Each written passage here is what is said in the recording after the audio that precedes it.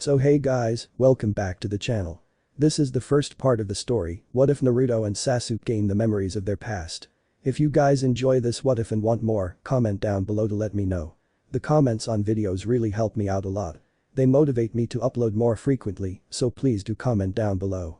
Before I start, please do support for more awesome contents and leave a like and don't forget to subscribe to the channel. And share this video with your friends and also check out the descriptions and check out the playlists. With that out of the way, let's start. Long ago in a time forgotten by the people of Earth was an era of long-lasting rage and unending wars. The people fought each other for even the pettiest of reasons. Some of them simply sought to gain more power through bloodshed, others simply fought for the sake of fighting. Humanity had a curse, a sickening and infectious curse so great that in time even the other creatures were caught in it and soon, the earth was slowly being choked to death by the curse of the humans. This curse was named hatred. A powerful force that could drive any person from the innocent bystander to a rage-fueled killer who would hunt down those who wronged them, inflicting more pain and brutality, effectively spreading the curse to others. It was like a vicious cycle, a chain of hurt. The more one fought, the more blood spilled, the more hatred spread among the humans. Not even the new generations of the world were safe from it, as parents taught their children to hate at the same time as they taught those children to walk. One day, however, a princess came from a faraway land. This princess sought the Shinju to harvest its fruit and take it to her family. This princess was Otatsuki Kaguya. Originally she had sought the plant to take the fruit and destroy the world. Yet as time went by, she became attached to the humans, as a few had treated her with kindness. The people gave her home, despite being an outsider they treated her like one of their own. She had even found love. However, war and hatred still thrived and she despised the idea. She now wished for peace, she wished to protect those whom she had come to care for. So, she sought power to break the chain which was hatred. She ate the fruit of the Shinju, gaining power beyond human comprehension. Using this great power, she ended the bloodshed and pain. For the first time since the dawn of this world humanity knew peace. Like the Shinju, Kaguya was also worshipped as a living god on earth. People bowed before her in respect and reverence for her power and divine will, that which many considered to have no equal. Later on, she gave birth to two sons, who were both born with a part of her great power. At one point in her reign however, Kaguya herself fell to the curse of hatred. She enslaved the people she once cared for and protected, driving fear into many peaceful hearts. From that day forward, behind her back, people called her a demon. She became so greedy that she even wished to end the life of her own two sons to gain back the chakra, the power, which they'd stolen from her. In her great rage, Kaguya became one with the Shinju plant, giving life to a great beast, the Jubi. The beast was so great that a swipe of a single tail could level nations and mountains within a blink. The beast, which had once been caring to Princess Kaguya, now had no compassion left for her or anything else. The Jubi merely wished to destroy everything and to get hold of all the chakra in the world. The two sons of Kaguya, Hagoromo and Homura, fought against the Jubi in a great battle that reshaped the world, and they sealed it. Its power was sealed within Hagoromo, and the empty husk of the beast was locked far away, creating the moon. Homura and a few of the brothers' clansmen left the world to guard the seal for the Jubi. Hagoromo remained with the humans and decided to guide them, for unlike his mother, he had not lost faith in the good of humanity. He taught people to use chakra for connecting, healing and spreading good. These teachings were ninshu. For his efforts against the beast and for bringing the teachings of love and understanding, the people gave Hagoromo the moniker of Rakuto Sennin, and some even called him a god. After some time, Hagoromo would split the chakra of the Jubi in 9 equal parts, giving them consciousness and names. And so, the 9 Biju were born. With time, Hagoromo would have his own children, 2 sons, who would inherit parts of his power. The older, whom he named Indra, would inherit the yin part of his power and gain a lesser form of his grandmother's eyes. These eyes would later be known as the sharingan. The younger son, Asura, would inherit the yang part of his father's chakra, which gave him a powerful body and strong life force. The two brothers had grown up close, learning ninshu from their father. However, the difference in their skills were extreme. Indra was hailed as a natural prodigy even by the high Otatsuki standards, and many of the sage's followers believed that he would inherit. At the same time, Indra led a solitary life. He cherished his family, his brother was his greatest treasure, and anyone who dared say otherwise would face a very pissed off Otatsuki Indra, and if they managed to survive the prodigy's anger, they were never seen near the family again. Because of Indra's solitary nature, yet still cherishing his family, he preferred to work alone. He believed that others would hinder his progress. Asura, on the other hand, was a prankster and preferred to spend time with his friends, as well as his non-human siblings. He liked to connect with people, rather than study. Yet given time, Asura unlocked his own powers, manifesting the ability, which would later be dubbed Mokuton. As he gradually came into his powers, with the help of his friends, he gained skill and power to match Indra. As Hagoromo realized that his time was getting shorter and shorter, he gave a task for his sons to complete. The result of the task would determine which of them would be the heir to the ninju. Indra, who had always believed he would inherit without question, as the older, had been quite displeased. Yet, he still respected his father's choices, so he accepted the task with the grace that was expected of him, confident in his ability to complete it and prove his father he was a worthy heir. So the two brothers had left on their separate journeys to complete their given task. As expected, Indra was faster and had made it back sooner. Upon arriving and giving his account of the ongoings to his father, Indra expected to be declared the heir. However, Hagoromo insisted on waiting for Asura to return.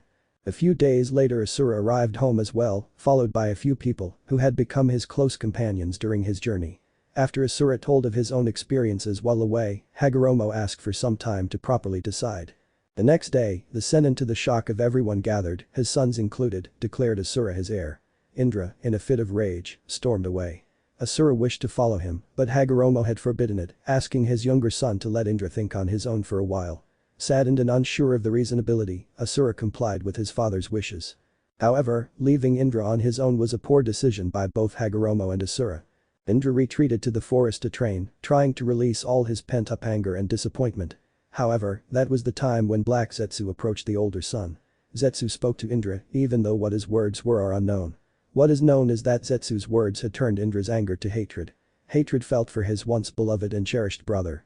So Indra left his family behind, only followed by a few of those who still believed in him. As time passed, Indra gained more power and understanding of such powers.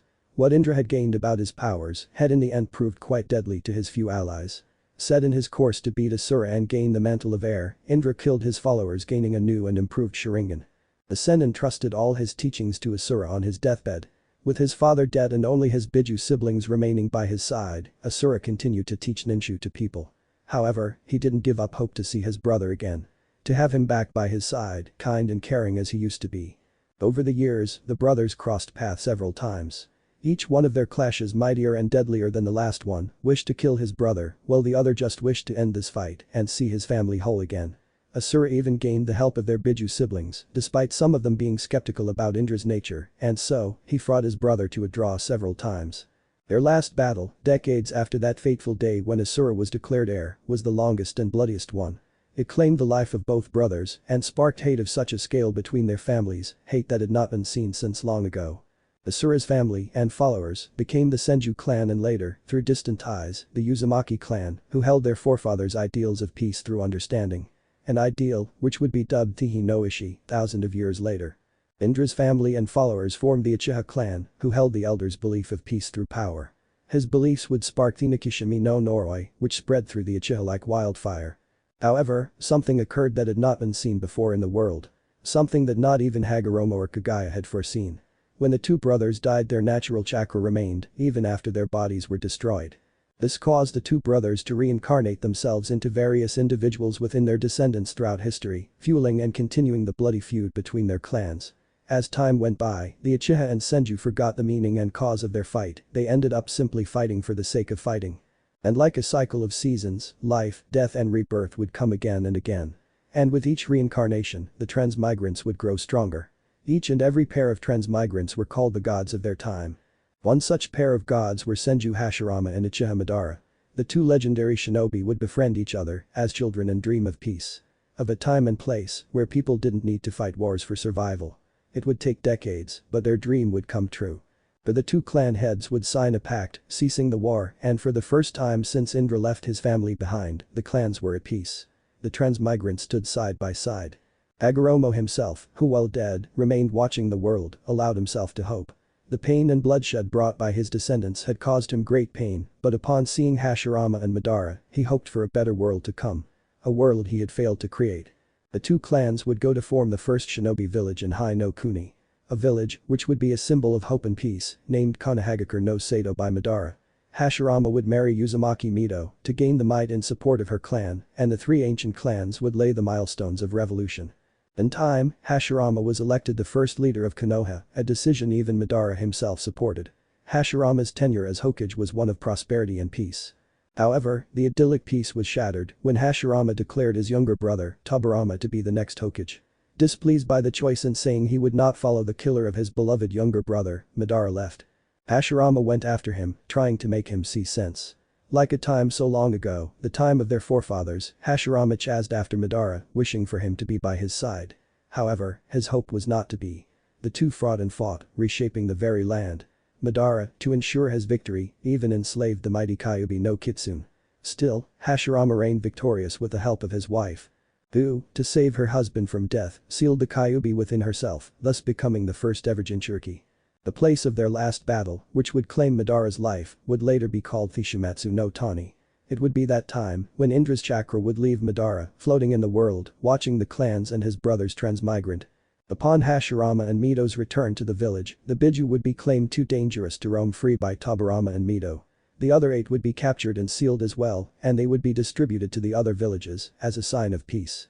Despite Hashirama's efforts, a war would break out, which history would remember as the First Shinobi War.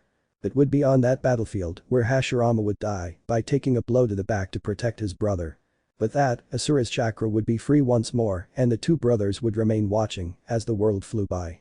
Watching with no small amount of horror even Indra as Madara's plan took shape. A plan which the ancient Uchiha would call Project Tsuki no Mi. And it is where the cycle starts again, for the new transmigrants are soon to be born. It would be a fateful night, the last day of the Yondaime Hokage's tenure, as he would die on the battlefield with his wife, that the cycle of reincarnation would be complete once more. Asura would watch as the masked Uchiha controlled his eldest Biju sibling, trying to destroy the village that one of his descendants and transmigrants had built from nothing. He would sense that the child about to be his fox sibling's host was his own transmigrant. A child with both Uzumaki and Senju blood in his veins. Admittedly, the second was unknown. The father, who had the Senju blood, was unaware of his heritage, having grown up in an orphanage due to the war he had ended. Namikaze Uzumaki Naruto. That was the child's name. Or more like Senju Uzumaki Naruto, but that was a question of preference. When the time was right, the child himself would decide which variation of his name he wanted to use. Indra had already joined the world of living, attaching his chakra to a child by the name of Uchiha Sasuke. He had watched, with a bit of curiosity, as his brother's chakra sunk in with the child. Harmonizing with the child. Asura himself felt the pull of another complete transmigration. He could just see his fox brother raging at his descendants for sealing him again. He watched helplessly as Kurama tried bisecting his infant transmigrant. No. Kurama, don't youter. But of course, without a physical body he was not hurt and so could do nothing. Both parents jumped in front of the sealing altar, using their very bodies to shield their son, stopping Kurama's claw inches away from its target. He listened to the parents' last words, Uzumaki Kushina and Namikaze Minato. If he was correct, his heartbreaking. The child would never know the clan's ways, would never know his parents' love. However, before he could ponder too much on it, his senses ceased existing. Roughly 10 minutes after the seal closed around the fox, the Sandaime would find the wailing Naruto with his dead parents, the altar's candles snuffed out and vines and leaves cradling the whole thing, as if it had grown out of the very ground. However, it would be something the Sandaime would brush off and he wouldn't even remember it for a very long time. Act 1, it begins. Konoha was loud with the music and cheers of celebration. Today was a day of mourning and celebration at the same time. 6 years ago on this very day, October 10, the Kyuubi had attacked the village, claiming the life of innocents and shinobi alike. However, it was also the day when the village's beloved Yondaime Hokage had given his life to stop the beast from destroying their home. In the memory of that night, every year there would be a memorial to remember the heroes who gave their life to stall the fox, and after the memorial, there would be a great celebration to remember that despite everything, Konoha still stood strong. However, not everyone was enjoying the festivities. A young boy sat alone in his apartment hoping the villagers would leave him alone. This young boy was none other than Uzumaki Naruto, the village's pariah. The day was his birthday. He was 6 now, yet unlike other children, he didn't enjoy his birthday. Only a very few amount of people ever wished him anything good on this day. Those few were the Hokage and the Anbu, who would drop by if they had the chance. Only those precious people ever bothered to give him gifts. The reason he sat here alone? Last year he had gone out to enjoy the festival and a group of drunk civilians beat him. The Anbu had interfered and he was taken to hospital. Luckily it was nothing serious, but it was a night he would forever remember. So, to avoid such incidents, this year he decided to stay inside. He was alone now, curled on his old bed. "Happy birthday to me," the little blonde muttered sadly. Sometimes, on days like this, he wondered if his parents had ever loved him. Last year, Hokage Jiji had finally told him that no, he wasn't abandoned, it was just that his parents had died in the fox's attack. Yet, it didn't ease Naruto's young mind. If his parents were alive, would they have loved him or would they have given him those horrible mean looks that others did? Suddenly he was jolted from his depressing thoughts when he heard a commotion outside. For a moment, fear spiked in his heart. The last time he'd heard so many people near him, he had ended up in the hospital. The blonde hurriedly scrambled from his bed and tried to leave through the window, as he'd seen the adults do, but it was no use. Soon the door to his home was broken down, and the mob of angry people poured in like a raging river. They shouted things like "Bakemono" and "Get the kitsune." Naruto tried backing away and running from them, but sadly it was no use. "Please," he whispered, as a man with dirty blonde hair and gray eyes approached him. "Please, leave me alone. I didn't do anything." The man's gray eyes narrowed on him, and he sneered. "Didn't do anything, did you, demon? You just killed our families and friends. Yondaime-sama should have killed you." The man kicked him hard and Naruto fell to the floor with a cry. He curled into a ball as the hits and kicks came again and again, always from a different angle. He whimpered softly at every new wave of pain. At first, he tried asking them to leave him, but every time he spoke, the blows were harder, so he quickly fell quiet. Eventually the shock and pain was too much for him and he fell unconscious. When Naruto opened his eyes he felt no pain. However, he woke to a completely unfamiliar and blank environment, quite literally. Everything around him was plain white. It was warm and serene, yet it also set him on edge, as he had no idea how he had ended up here. He didn't even know where he was. He turned around to look around, but he still saw nothing but white. He was starting to panic now. "Hello? Anyone here? Where am I?" "Fear not, child. I have brought you here. It was the fastest way for me to spare you the pain." A kind male voice called. Naruto whirled around, following it. Just a few steps away from him stood a young man he'd never seen before. The stranger had dark brown eyes and short spiky brown hair, 2 locks of which were wrapped in bandages framing either side of his face, and his forehead was also wrapped in white cloth. He wore a light-colored kimono with magatama around the collar. The kimono was held closed by a dark-colored sash. Underneath, he wore a black full bodysuit. Who are you? And where are we?" The man smiled kindly at him. "My name is Otatsuki Asura. And we are in between the worlds. Between the real living world and between the world of the dead and spirits." Naruto's violet eyes widened with fear. "Am I dead?" he whispered softly, fear lacing his tone. "Am I dead, without Jiji telling me who my parents were?" "We are between worlds, Naruto. You are not dead," Asura repeated in an equally soft manner, yet still sternly. He placed a hand on the blonde's head. The child, shocked at the touch and at the fact that this complete stranger knew his name, looked up at the older man with blinking eyes. However, even before he could speak, there was a flash of light and warmness flooded his body. He fell to the floor, or at least, fell down onto the surface, which would have been the floor in the real world, and passed out again. Colors, sounds and flashes went through his mind. The memories and knowledge of a completely different time and life integrated themselves into his very being in a way that had never happened before to any other transmigrant. From that day forwards, Otsutsuki Asura and Namikaze, Senju Uzumaki Naruto were one and the same. Naruto slowly fluttered his eyes open to stare at white ceiling again. However, he noted idly that it was a different white than what he had seen before. His eyes were attacked by bright light, so he quickly shut them again, while his nose was filled with a sharp and clean smell. It made him uncomfortable. He braced himself and opened his eyes once more, shifting a bit on the bed. "I see you're awake, Naruto-kun," an elderly voice called. The blonde froze, needing a second to process it. 2 names sprang forth in his mind at once and settled next to one another, in complete balance. The child took a deep breath to settle the fact within his own mind. He was Asura and he was Naruto. Both at once. He shifted his gaze to find the Hokage sitting next to his bed, the lines of worry prominent on his face. "How are you feeling?" "Awful," he wanted to say. Having your mind ripped in 2 then put back together, accommodating 2 different lives memories was not fun. It was like Shukaku had jumped on him. The Tanuki had always been unmindful of the difference in size when he wanted to express his affections. Instead, he spoke different words. "Fine, I guess. My head hurts and I'm sleepy," he answered. And it was partly true. He was sleepy and his head hurt. It was just a little bit worse than he let on. He was also confused. Where was Indra? If he remembered, then Indra, or at least his current incarnation, should as well. His eyes darted around the room searching, and he gently stretched his sensory too. It was strange. It hurt in a way and it was slower than it had been in his previous life. But then again, sensory was like another limb and it could get cramped if not used for a long time. If his brother remembered, then how was he still laying calmly in his bed? Knowing Indra and his temper as well as his annoying ability to hold grudges, he should be already here, preparing his favorite short-range attack RAIBARI lightning needles. The doctor said you should heal in a few days. There are just small bruises and a bit of chakra exhaustion. Which reminds me, how have you unlocked your chakra, Naruto-kun? Naruto blinked at the old man, confused for a moment. And then oh, no. When I gained my memories, I also unlocked my chakra.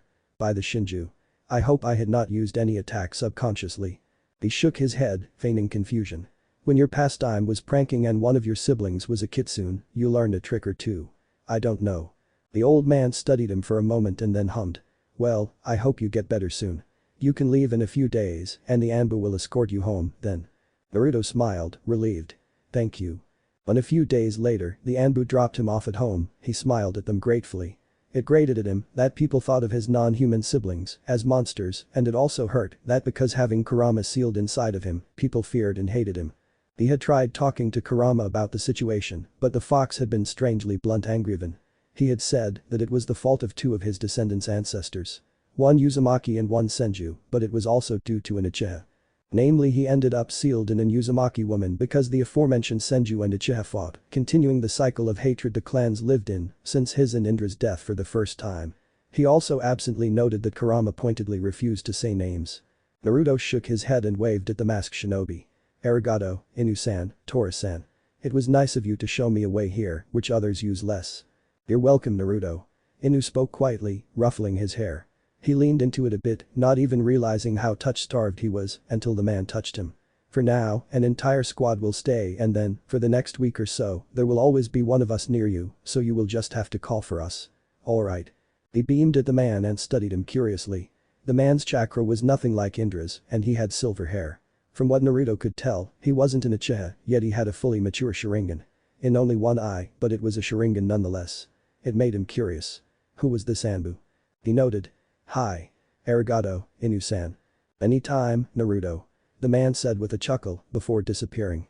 Naruto stood in his spot for a second, stretching his senses to follow the kind stranger. He was in the shadows, perfectly part of them, like a true shinobi. He also sensed three others and strangely enough, one of them had a touch of his own chakra to the signature. Naruto blinked in that agent's direction, thoughtful for a while. Was that stranger one of his own kin, as perhaps Inu was Indra's? On a side note, he didn't feel anyone in the village who came even remotely close to his chakra. No Senju or Uzumaki anywhere, save for the one in the shadows. Where were his kin? Why was he alone? Surely, he taught his children well enough to instill loyalty and care for family. Meanwhile, Tenzo had a hard time remaining still, pressed against the apartment wall, as the blonde turned to him. The child could not see him, but Tenzo could see Naruto, and the sharp narrowed violet eyes made him uncomfortable for some reason. And the fact that the kid was subconsciously releasing a mix of Kai and chakra didn't help either. It wasn't a big amount compared to what he felt from rank shinobi, but for a 6-year-old, it was an impressive feat, for sure. Not to mention that he had unlocked it without any previous training. It was most likely jump-started by the emotional and physical trauma, but it was a very rare thing to happen. So far, Tenzo only knew of one similar situation where a child faced with great trauma unlocked his chakra without any prior training. Holy crap. The kid surely has dense chakra. And it doesn't feel malicious at all, so it's surely his and not the fox's. If so, he's going to be one hell of a shinobi, Tenzo thought. He feared for the nations if this kid was ever properly trained. That amount and density was devastating in itself, and it would only grow with time. The kid could be a powerhouse. Add the fact that he was a Jinchuriki, and the kid would be a walking juggernaut by 20. Note to self, Tenzo muttered under his breath, stay on the kid's good side.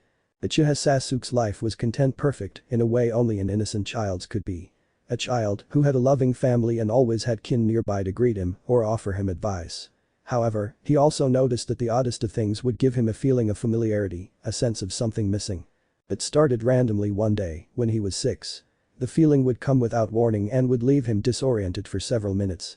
Like the time when he saw his aunt practice fire jutsu. It was as if something within him whispered that he knew or should know how it worked. Like when he saw his father's sharingan. Or when he first saw Shisui's eyes. It had a different pattern than what he knew the sharingan to be. When he asked his cousin, Shisui said it was the mangyeko sharingan. Stronger than the standard 3-tomo version, but getting these eyes, as well as using them, was hard and not worth it, as his cousin said. Sasuke didn't really understand what he meant by that. And then, when he was 7, someone mentioned something about death and killing with jutsu, and the odd feeling was back, in a bad way. As if what he had overheard should not have happened. When he entered the academy, Sasuke didn't have many friends. In fact, he didn't have any.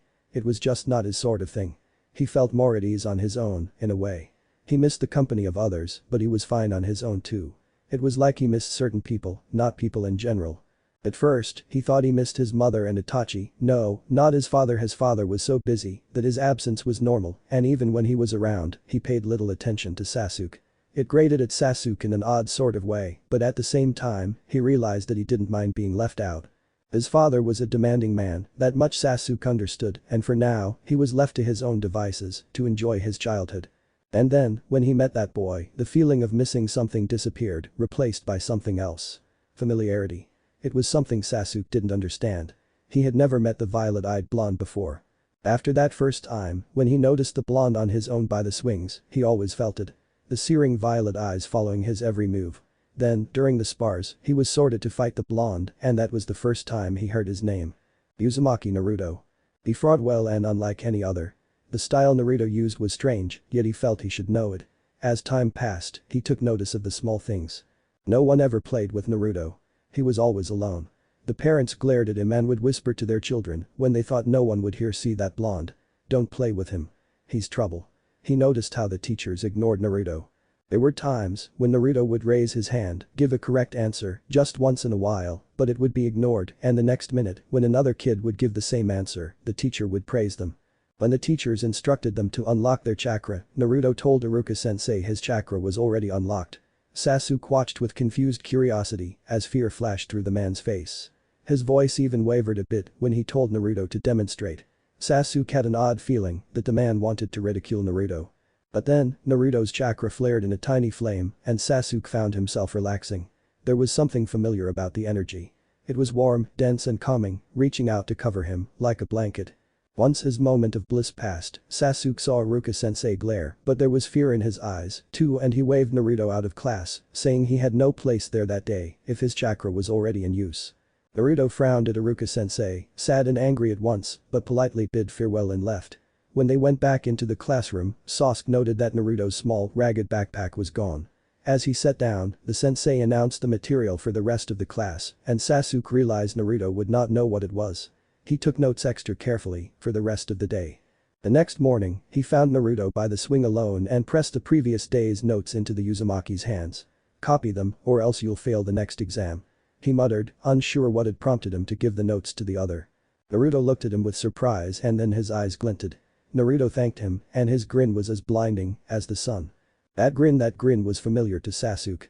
It was as if he'd already seen it 1,000 times, but he could not pinpoint when or where. He noticed that the academy sabotaged Naruto. They couldn't mess up his practical scores in the field, but whenever it was something written, Naruto always scored last, which Sasuke found odd. You couldn't have good scores on the practicals if you didn't know the theory.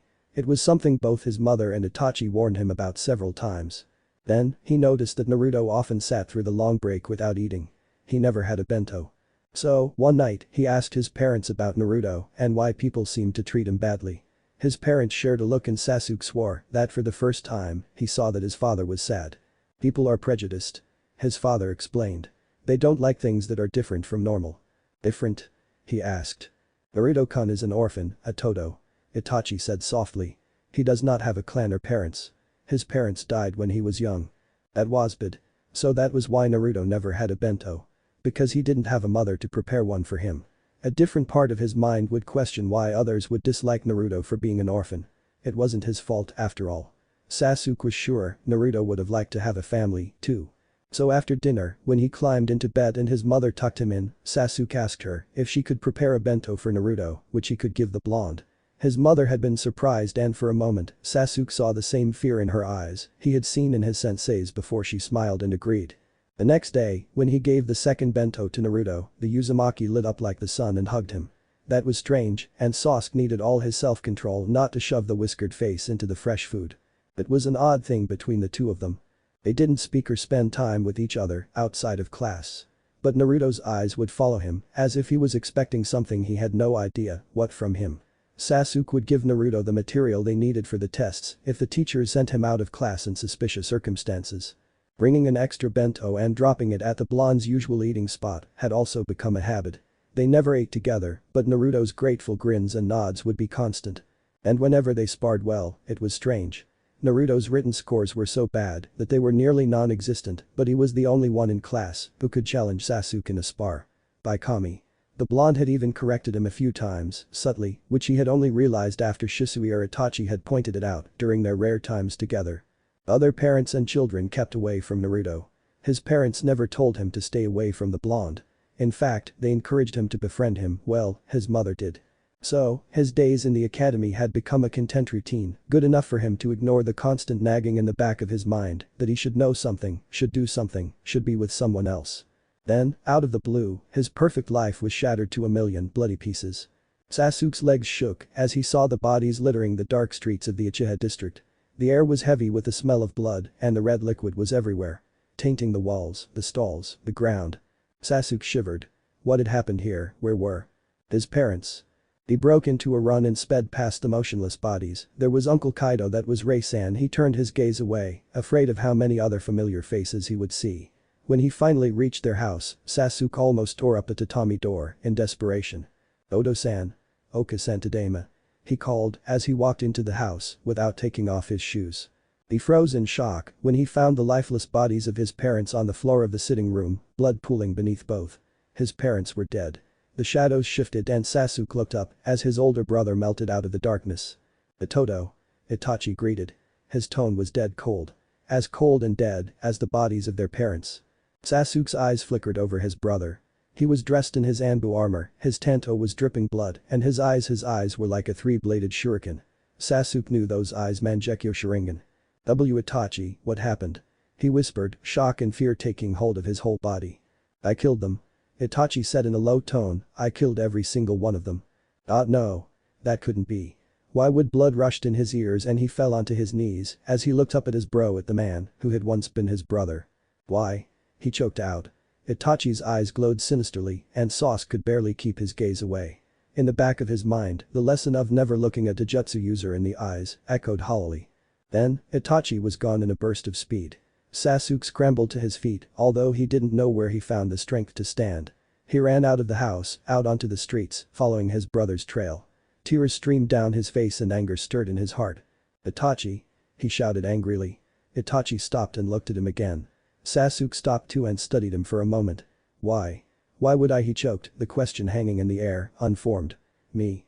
Itachi's face was blank, but as his eyes were filled with loathing. "You're weak. A waste of my time." Sasuke staggered back, the words were like a physical blow. "Hate me. Remember this night and despise me. Then, when you have these eyes, come and fight me. Come and fight, and if you fail, I will finish what I've started tonight." Itachi turned then, suddenly, and for a second, Sasuke caught a glimpse of the shuriken-like pattern once more. Tsukiyomi Moon Reader. And then, everything went dark. When Sasuke gained awareness again, he saw the blood-red moon hang over the Uchiha compound, and then, he saw his brother appear behind someone like a shadow. And then suddenly, the picture shattered, like glass, and he was surrounded by a much calmer environment, although he could not identify what it was. It was as if it changed constantly, even before his mind could make sense of the picture. "You need not see that. But, at the very least, that man made it easier for me to reach you, Sasuke." Although, modifying Tsukiyomi like this was actually strange, as it plays with the victim's mind. A male voice said. Sasuke's breath hitched and he whirled around. Just out of his reach stood a stranger he had never seen before, yet there was this feeling as if he was looking at a distorted reflection of a mirror. The man had long brown hair cut short on top. 2 locks wrapped in bandages framed either side of his face. His eyebrows were cut short. His hair was in a long cylinder and he had blue markings around his eyes, which were turned up at the corners. He wore a high-collared, light-colored kimono held closed by a dark sash. The collar of the kimono was adorned with magatama. He wore a black full-bodied suit underneath. But his most prominent features were his eyes. One moment, they were a warm shade of deep brown, and the next, they were crimson with 3 tamo circling the pupil. "Sharingan." He choked out. "Who are you?" "My name is Otsutsuki Indra. I'm the first user of the Sharingan and the progenitor of the Uchiha clan, as well as the elder son of the Rakuto Sennin." Sasuke's eyes almost popped out of their sockets at that. The son of the Sennin, a man of fables. "And you, Uchiha Sasuke, are my next incarnation," Indra stated, as if he were commenting on the weather. Sasuke woke to the smell of antiseptic and the rhythmic beeping of a heart monitor. He blinked to clear his vision and looked around briefly. He was in a hospital room. Why would I be in? He cut that thought off when it came back to him, as clearly as day. Making his way home from the academy, finding the dead bodies, Itachi massacring the clan and Indra. Sasuke jolted up in bed. Remembering a different life wasn't fun, it caused a hell of a headache. He groaned softly, rubbing his temple. Asura.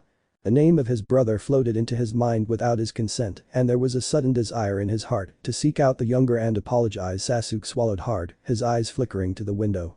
The Uchiha were dead. His only family left was Asura. After what happened, Tatman would never be his brother again. He clumsily stretched out his senses, searching for the powerful calming presence of his brother. Yes, powerful in a way only an Otatsuki could be. After a minute, he found it. His lips turned upward into a tiny, pleased smile, and he looked down at the wires connecting him to the device. His eyes narrowed at it, and he sent a small pulse of Raten chakra through it. The monitor immediately turned black. Satisfied with his work, he tore off the wires and hurriedly grabbed a long robe, throwing it over the flimsy pajamas he'd been dressed in. Without a backwards glance, he leapt out the open window. He sped through the roofs of the village with chakra-enhanced leaps, clinging to Asura's powerful presence, like a lifeline. He was the only one left. He hoped, prayed to any kami that would listen, that Asura would not turn him away. Of course, he would understand. If he did, he had tried to kill his little brother about 30 times, after all, and the times of the many reincarnations, which he didn't want to remember, weren't even counted. So he would understand if Asura didn't even want him within his sensory range. Still, a desperate part of him hoped that Asura's caring heart would be open to him, as it was for others, even after all the fighting. When he arrived, he jumped down to a back alley and darted closer. He noted with great displeasure that his brother's small apartment, which was obviously in a deplorable state, was at the border of the Akasan. The nerve of the lot. But right now, he was too tired even to be angry, and he just wanted to make sure his brother was fine. Knowing that Asura was fine would be enough if his brother wanted nothing to do with him. He staggered over to the door and knocked erratically. After a minute or two, which was like an entire lifetime of waiting for him, the door opened and Sasuke found himself facing a very familiar classmate. Sun-kissed spiky hair, mystical violet eyes and 3 fox-like whiskers on each cheek. If he weren't so bloody tired, he would have laughed at the irony of it all. He had formed a bond with the blonde even before he knew, or perhaps Naruto had known from the start. Naruto, he wanted to say. To ask the Uzumaki to let him stay for the night and then he would be gone. But as exhaustion took hold of him, darkening the edges of his vision, an entirely different name slipped from his lips. Asura. Naruto had been worried when he heard what had happened to the Uchihas. To think one of their own would turn against them. Yes, he had never agreed with Indra's forceful methods of peace, and in fact by the end his brother had submitted, but he knew one thing for sure. Once, his brother had cared for him, and if anyone would have dared harming him, then Indra would have burned the world for him. Just as he knew Indra would have burned the world for his children if it meant their safety or happiness. In short, there was no one who cared more than an Uchiha. But that care and love was also their downfall. If the one they cared for so deeply was lost to them, taken by death or betrayal, well, that was the reason for Thinakishimi no Noroi. The point was that he had been worried for Indra. Yet he hadn't been close to the Uchiha in the academy, despite their short bonding periods. So suddenly heading towards the hospital in a mad dash, ditching even the Medin and instead hopping into the room through the window, was not an opinion. It would have been overly suspicious, and suspicion was something he wanted to avoid. The Hokage already had extra eyes on him due to being Kurama's host. Or, more likely because the civilians were violent towards him because of Kurama. So he had been quite surprised when his morning routine was disturbed by his sensory tingling. Indra Sasuke, he would have to call the Uchiha by the name he carried in this life, or else he might freak his friend, brother, out, was nearby. In fact, he was right. His thoughts were interrupted by a frantic knock. He froze for a second, processing it. Sasuke was on the other side of the door. The Uchiha had sought him out on his own. Shaking his head to focus, Naruto scrambled to his feet to open the door. Sasuke looked worn and paler than usual, his bottomless black eyes fretful and pleading at the same time. Asura the Uchiha choked out before falling. Naruto reacted on instinct and caught his falling friend. No. Brother. He remembered. And he was here. He was glad that Sasuke's voice had been so quiet. He didn't have entire Anbu squads following him now, like he did around the time of his birthday. However, an Anbu would pop up randomly to make sure he was fine. He wouldn't have wanted anyone to hear that. It would be a pain to explain why Sasuke called him by a different name. Or why he was in his home in the first place. By the looks of it, Sasuke had fled the hospital as soon as he woke up. But that wasn't much of a surprise. Indra had hated letting others see him weak and hated being around people who could heal. There was one time he could recall when Indra had been seriously injured, months before the task their father had sent them on to determine the heir. It was that one time when Indra had been bedridden, and even then, his brother had only allowed him to do the healing. He'd denied help from even their father, and that was something. Naruto carefully shifted his Uchiha friend and dragged him over to the crappy bed. Everything was old and used in his home, but the bed was perhaps more comfortable than the couch. Once he was sure Sasuke was relatively comfortable, he gathered some medical chakra into his hand to check him. Sadly, his chakra control was near non-existent compared to the amount of control he had before, so the green chakra flickered out fast. Yet, it was enough for him to know that Sasuke was fine. He was just tired. Satisfied with his findings, he pulled a blanket over his brother and decided to head out. The forest wasn't far from here, and he was sure he would find a few herbs, which would have a calming effect. He had a feeling his brother would need them. And perhaps, he would need them too. When Sasuke woke up, he saw a gray ceiling with peeling paint. It wasn't in the hospital, and then he remembered. He remembered remembering his life and then fleeing to follow Asura's traces. He sat up and looked around. The apartment was small and old, the paint peeling from the walls, and the door was just barely in place. The couch was faded and torn, and even this he looked down. He lay on Asura's bed. Honestly, even sleeping on the ground would have been more comfortable. He felt anger stir in him again. Why was Naruto living alone? Shouldn't he have a guardian? Besides, he was a royal Uzumaki. A clan heir. He should not be here, living next to Horse. He should have been on the other side of the village in a comfortable apartment if he found his family compound too big. Wait, did the Uzumaki even have a compound here? Where was the blonde anyway? The place was filled with his potent chakra, so Sasuke knew he had been here. He might have even disturbed the blonde in some chakra practice. Yet he wasn't here now. Sasuke. He had not jumped even a bit when he heard his name being called. He shifted his gaze to see the blonde perched on the narrow windowsill. Naruto had a small bouquet of greens in his hand, which, knowing him, were herbs. Then Naruto. He greeted with a nod, cursing himself inwardly for the moment of hesitation.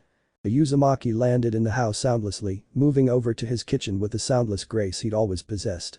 For a second, Sasuke forgot how clumsy he could be sometimes. Now and back then, too. He silently watched as Naruto chopped up the herbs and put some into a cup. He grabbed another cup, filled it with water and heated the liquid with a small burst of Kaiten chakra. Sasuke's lips twitched upwards at the casual use of their art. Today's shinobi, or at least some of the shinobi with bloody histories, would have looked at the blonde strangely for using chakra for trivial matters, like boiling water for tea. He poured the heated water on the herbs and covered the cup with a plate before walking over and placing the cup a foot away so neither of them would kick it up and spill the liquid. "I'm sorry." Sasuke blurted out. He couldn't hold it anymore. He had come to apologize, after all. "I'm sorry for saying those things. I'm sorry for not listening to you." He looked down. "For being jealous when we could have shared things as you suggested we do after Oto-sama's death. I would say I'm sorry for trying to kill you at least 30 times, but I don't have an excuse for that, and people don't brush off an attempt on their life by their own blood. Much less 30. He looked up. For once in forever, he couldn't read his brother's expression. "I know I made mistakes. Big ones that can't be ignored or brushed. My actions sparked a war which lasted for ages." He gulped. "But this mess, this misery. Maybe I deserved it. Traitors don't deserve more than misery, after all. But you and yours never deserved it. You were too good and caring for all that. You should have had happiness and everything good in the world because you deserved it, you still deserve it, and I don't." Sasuke looked away again, unable to stand the sharp violet gaze. Gods, it was even harder to withstand these cutting eyes than the brown gaze before. "I forgive you." Naruto muttered, and suddenly, Sasuke had two arms wrapped around his neck in a tight hug. "You were my first friend in the academy. The first person to notice me. And you were my brother by blood, before. You still best friend and brother, no matter what time we live in." The grip tightened even more. "And this time around, I will keep an even closer eye on you.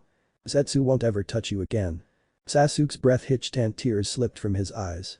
"It's my fault your parents in this life are dead. If..." "No." Naruto said. "That's Madara alone. And Zetsu. Not you. That cycle ended at the Shimatsu no Tani. It's Zetsu who's to blame. And you, Indra." Sasuke slowly relaxed into the hug, and for a moment, he just enjoyed his brother's closeness. Because no matter their names, no matter what time they lived in, they would always be brothers. Best friends and brothers. Then, Naruto let go of him and gathered the tea from the floor, offering it to him with a smile. "Drink. It will help you calm down and keep a clear head." Uchiha smiled. His brother was his anchor. His light. He took the cup and sipped at the hot contents. As the heat spread through his body, he could already feel himself relaxing. "Thank you. I know you always liked tea." Sasuke chuckled. "Not just for the tea. For saving me from Zetsu. For saving me from myself." "You're welcome, Nai-sama." But that's what little brothers are for. To knock some sense into their big brothers when they start acting like the biggest idiotic jerks of the millennia. Naruto grinned foxily. Sasuke couldn't help the amused snort that escaped him. Trust Asura to make fun of even the most serious situations. Oh, by the Shinju, how much he'd missed this. Just being around his brother, calmly, enjoying each other's company while sipping tea. Seriously, that tea was so good that Sasuke was sure it should beguile. Kakashi was sure that if his hair wasn't naturally silver then the white, which sneaked its way into it within a week, would have been much more visible. First, his favorite, most promising subordinate goes rogue after killing his entire clan and a single only survivor who remained was said killer's younger brother, who was currently missing from the hospital. But the Uchiha's dead and the last survivor missing, the entire Anbu was a frantic mess. Kakashi was surprised when he had been given his mission details for the day. No Uchiha search. No crime scene investigation. Instead, the Hokage had personally asked him to keep an eye on his sensei's son. Kakashi had no idea why the villagers were too shocked by the news of the Uchihas to care about Naruto's presence, but he didn't complain. He could not muster up the courage to approach the child and introduce himself. But at least, he could keep an eye on him. It was the least thing he owed to his sensei and Kushina-san. And now arriving in his lovely charge's apartment, he found them both here. Naruto and Sasuke, sitting on Naruto's old bed. Sasuke was sipping tea and they were sitting next to each other. Naruto's head on Sasuke's shoulder. The oddest, most unexpected centiver. He would have thought the two would hate each other. Their personalities and backgrounds were just too different for them to understand the other. Another blow was when just after settling on his usual spot, the Uchiha's eyes found him. Is he a censor too, like Naruto, he thought. It was possible, but unlikely. The Uchiha had few censors in their ranks. Sensory ability was something for which the Senju and Uzumaki had been known for. Although a censor or two tended to pop up among the Uchiha too in a few generations. If Sasuke was one too then they would be a hell of a pair. Two censors on the same team, a tracker specialist would kill for the opportunity to work with two powerful censors, like the boys seemed to be. Because Sasuke had to be gifted with a two to spot a fully trained Anbu. The Todo. Sasuke hissed. We have an intruder. Kakashi blinked in disbelief. Had Uchiha Sasuke just called Naruto the orphan, village pariah Todo? Naruto perked up and after a second, his eyes settled on Kakashi's spot too.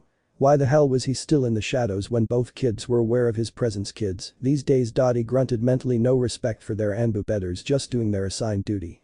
Naruto smiled and patted the Uchiha softly. Relax. That's Inu-san. He's nice. One of the few people who are actually nice to me. Him and his squad often stop by to check on me cause the villagers. He shrugged, his face sheepish and sad at the same time, you know. Sasuke grunted something under his breath.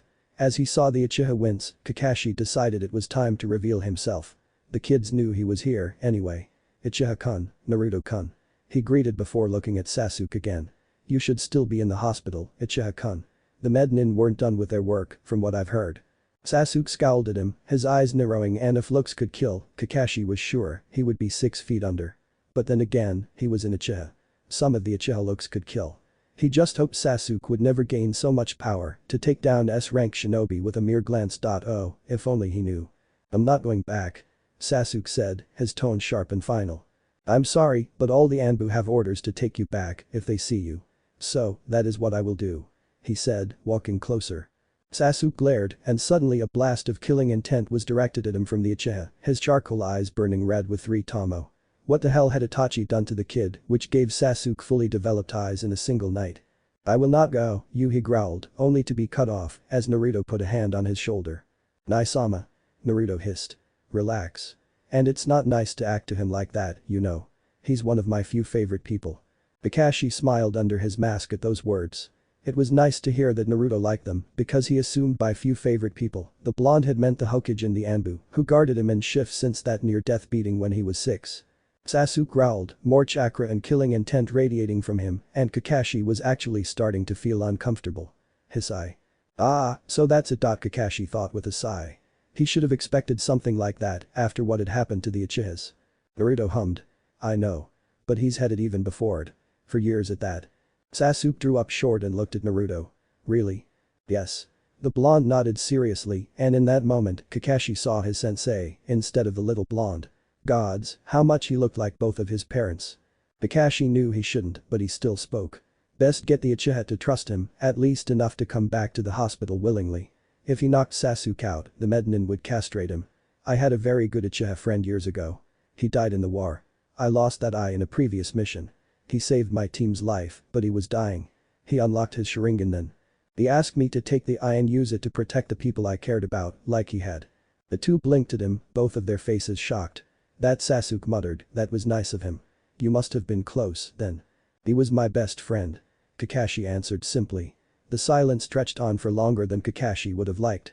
Just to get away from the awkwardness of it and the kid's sharp searching gaze, Kakashi gestured at the door. We should leave, Uchiha-san. If I don't get you back, both the Hokage and the medic nin will be unhappy. You don't piss off med nin. He shivered at the very idea. Uchiha frowned. I hate hospitals. I hate healers. He muttered, his sharingan taking a complete 180, in agitation. Healers who uses such an old-fashioned word these days. The Haddock sighed. He was a tough nut to crack, for sure. If I go with you? Naruto offered. Surely, it's just for today, so they can make sure you're fine. The frown didn't disappear, but Sasuke seemed to consider it, which Kakashi counted as a win. Then, the pair of sharingan found his gaze again. Can he come too? He nodded slowly. I'm sure he can stay, as long as he doesn't hinder the medics in their work. Slowly, both boys stood up and walked over to him, Sasuke a bit more cautiously than Naruto. Kakashi was sure he would get an earful from both the Hokage and the head medic for bringing Naruto along, but who cared? At least the boys were willing to cooperate and Naruto's presence seemed to put Sasuke at ease. It seemed the Uchiha had a friend, a brother. In Minato-sensei's son. That meant more than any medicine a medic could give right now. Naruto knew that going back to the academy would be hard for his friend brother, so he understood why the Uchiha wasn't looking forward to it. Sasuke had practically moved into his tiny apartment, refusing to go back to the compound. Not that Naruto blamed him. There were nights when Sasuke would wake screaming, his nightmares a mix of present and their past life.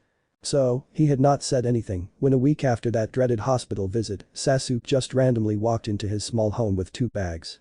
One for his clothes and such, the other for various shinobi tools, which they needed for practice. The remaining week, which the Hokage had allowed both of them to miss out, with the Anbu dropping off a few books they needed to read, the two of them set to rearranging and patching up the tiny place the best they could. It was not comfortable, but it was better than staying at the deserted compound or spending the nights in the wild. However, if there was something for which they kept returning, it was the Uchiha's library. The place was filled to the brim with various things, some of which the Uchiha never used more than the basics. One such thing was Fuinjutsu. Indra specific Fuinjutsu, and not so surprisingly, it was one of the weakest skills of Uchihas in general. Naruto on the other hand, benefited from it. Of course, they had their memories, but Fuinjutsu was a versatile, ever-changing art, so he needed to catch up. Besides, despite both of them having the theoretical knowledge of their previous lives jutsu, it didn't mean they could use them. Their bodies were not the bodies of grown men, after all, and neither their reserves nor their chakra control were up to par. So for a few more years, there wouldn't be valley-craving fights, like it had happened in their prime. Of course, this time they wouldn't try maim each other, but an all-out fight to keep in shape, even for training, would be able to crave a valley if they ever managed to get their skills and power to the old levels. What they didn't expect on their return to the academy was the horde of girls screaming Sasuke-kun. They didn't know, but it was also the day when the fan club of Uchiha Sasuke was formed. Much to the displeasure of said Uchiha. 2 years later. Naruto was on the 4th chapter of his book when he first sensed them approaching. It was a very enjoyable book about Fuinjutsu, which Inu-san had given him after the Anbu caught him reading some Uchiha scrolls about the art. It was a well-written, enjoyable read, penned by the Yondaime Hokage. The man was a genius for sure. Naruto stole a glance at his brother, who chose a window seat, thus he only had one available space next to him, which Naruto himself occupied. It was Sasuke's new plan to avoid being near the annoyingly loud girls. The blonde wondered if it would work. He considered telling Sasuke that his fan club was coming, but he decided against it. Let the Uchiha meditate as long as possible. It would help him survive the day. Having a fan club, after all, was an entirely new experience for Sasuke. The first time around he'd been the loner, the untouchable Otatsuki prodigy. Someone whom their father's followers admired yet dared rarely to approach. Especially after Indra had sent that poor soul running after he'd been made fun of. That was the day when Asura realized his brother cared for him even if he was awkward at showing it. The girls poured in and when they spotted Sasuke, they immediately hurried over. Move Naruto, I went to sit next to Sasuke-kun. The blonde girl Yamanaka Ino said. No, I'm sitting next to him. Sakura said, her green eyes narrowing on Ino before she glared at him. Naruto didn't even twitch. Sorry Sakura-san, Ino-san. It's my seat now. He gestured at the mostly empty classroom. It was pretty early after all. Find another seat, please. Move, Naruto baka. Sakura growled as she moved to push him. For some reason, she thought she could bully him into doing what she wanted only because her written scores were better than his. She seemed to forget that her physical and survival scores were one of the lowest, while his were among the best. Sasuke had better scores on marksmanship, while his scores were better in survival. Their sparring scores were even, and the last 2 times they had a tie, surprising even the teachers. However, as she pushed him, Sasuke rose and caught her hand, surprising many in class. He wasn't one to get involved in his and the girls' fights over the seat. In fact, he had never touched anyone other than Naruto outside a spar. "Leave," Sasuke said in a quiet tone. Both girls drew up short, blinking at him. "Sasuke-kun," Sakura whispered. Sasuke glared, his sharingan flashing, which caused both girls to stagger back. As Sakura staggered, Sasuke let her go. "Leave us know. And if you ever try to bully Naruto again, you will regret it." The 2 girls shuffled away, throwing shocked and wary glances at Sasuke as they took their seats. The few others who were in class watched in quiet shock. The boys glared at their respective trees. They managed to ditch the academy by Sasuke feigning sickness, and Naruto, playing the worried friend brother card, remained touch over him. However, Sasuke wasn't sick. In fact, he could hardly be any healthier. But after that, so, they decided to train themselves. They did, after all, know all the theory behind things. Chakra control, elemental manipulation and so on. Heck, it had been Indra who had invented ninjutsu, although at the time it wasn't meant for killing. "Stupid reincarnation," Sasuke growled. "All my skills are gone. At least ya can walk on that goddamn tree." Naruto spat back. "If I let out too much chakra, I'd get blown down and the bark cracks from my chakra," he growled, pointing at the 2 trees which his dense, uncontrolled chakra had already ruined. Sasuke hummed, his eyes darting across the line of ruined trees. "We're not going home, useless we get somewhere with this stupid exercise." "Agreed, Nai-sama." They shared a look before getting a running start to try and stick to the tree barks. The next day, Gen and Team 4, led by Shiranui Genma, would arrive in their usual training ground to a shocking scene. Several trees' barks damaged, 2 trees even uprooted, and the ground having cracks and craters, while there were also slashed branches and burned leaves. In short, the whole place had been totally destroyed. Sasuke's eyes narrowed when he saw Naruto's test sheet. He growled lowly, ready to report to Iruka that Mizuki had intentionally sabotaged Naruto. The scarred Chunin was among the kinder teachers, so to say. He didn't hinder or sabotage Naruto. He just simply ignored the Uzumaki. "Don't," Naruto hissed. "Not here, not to him." Sasuke scowled.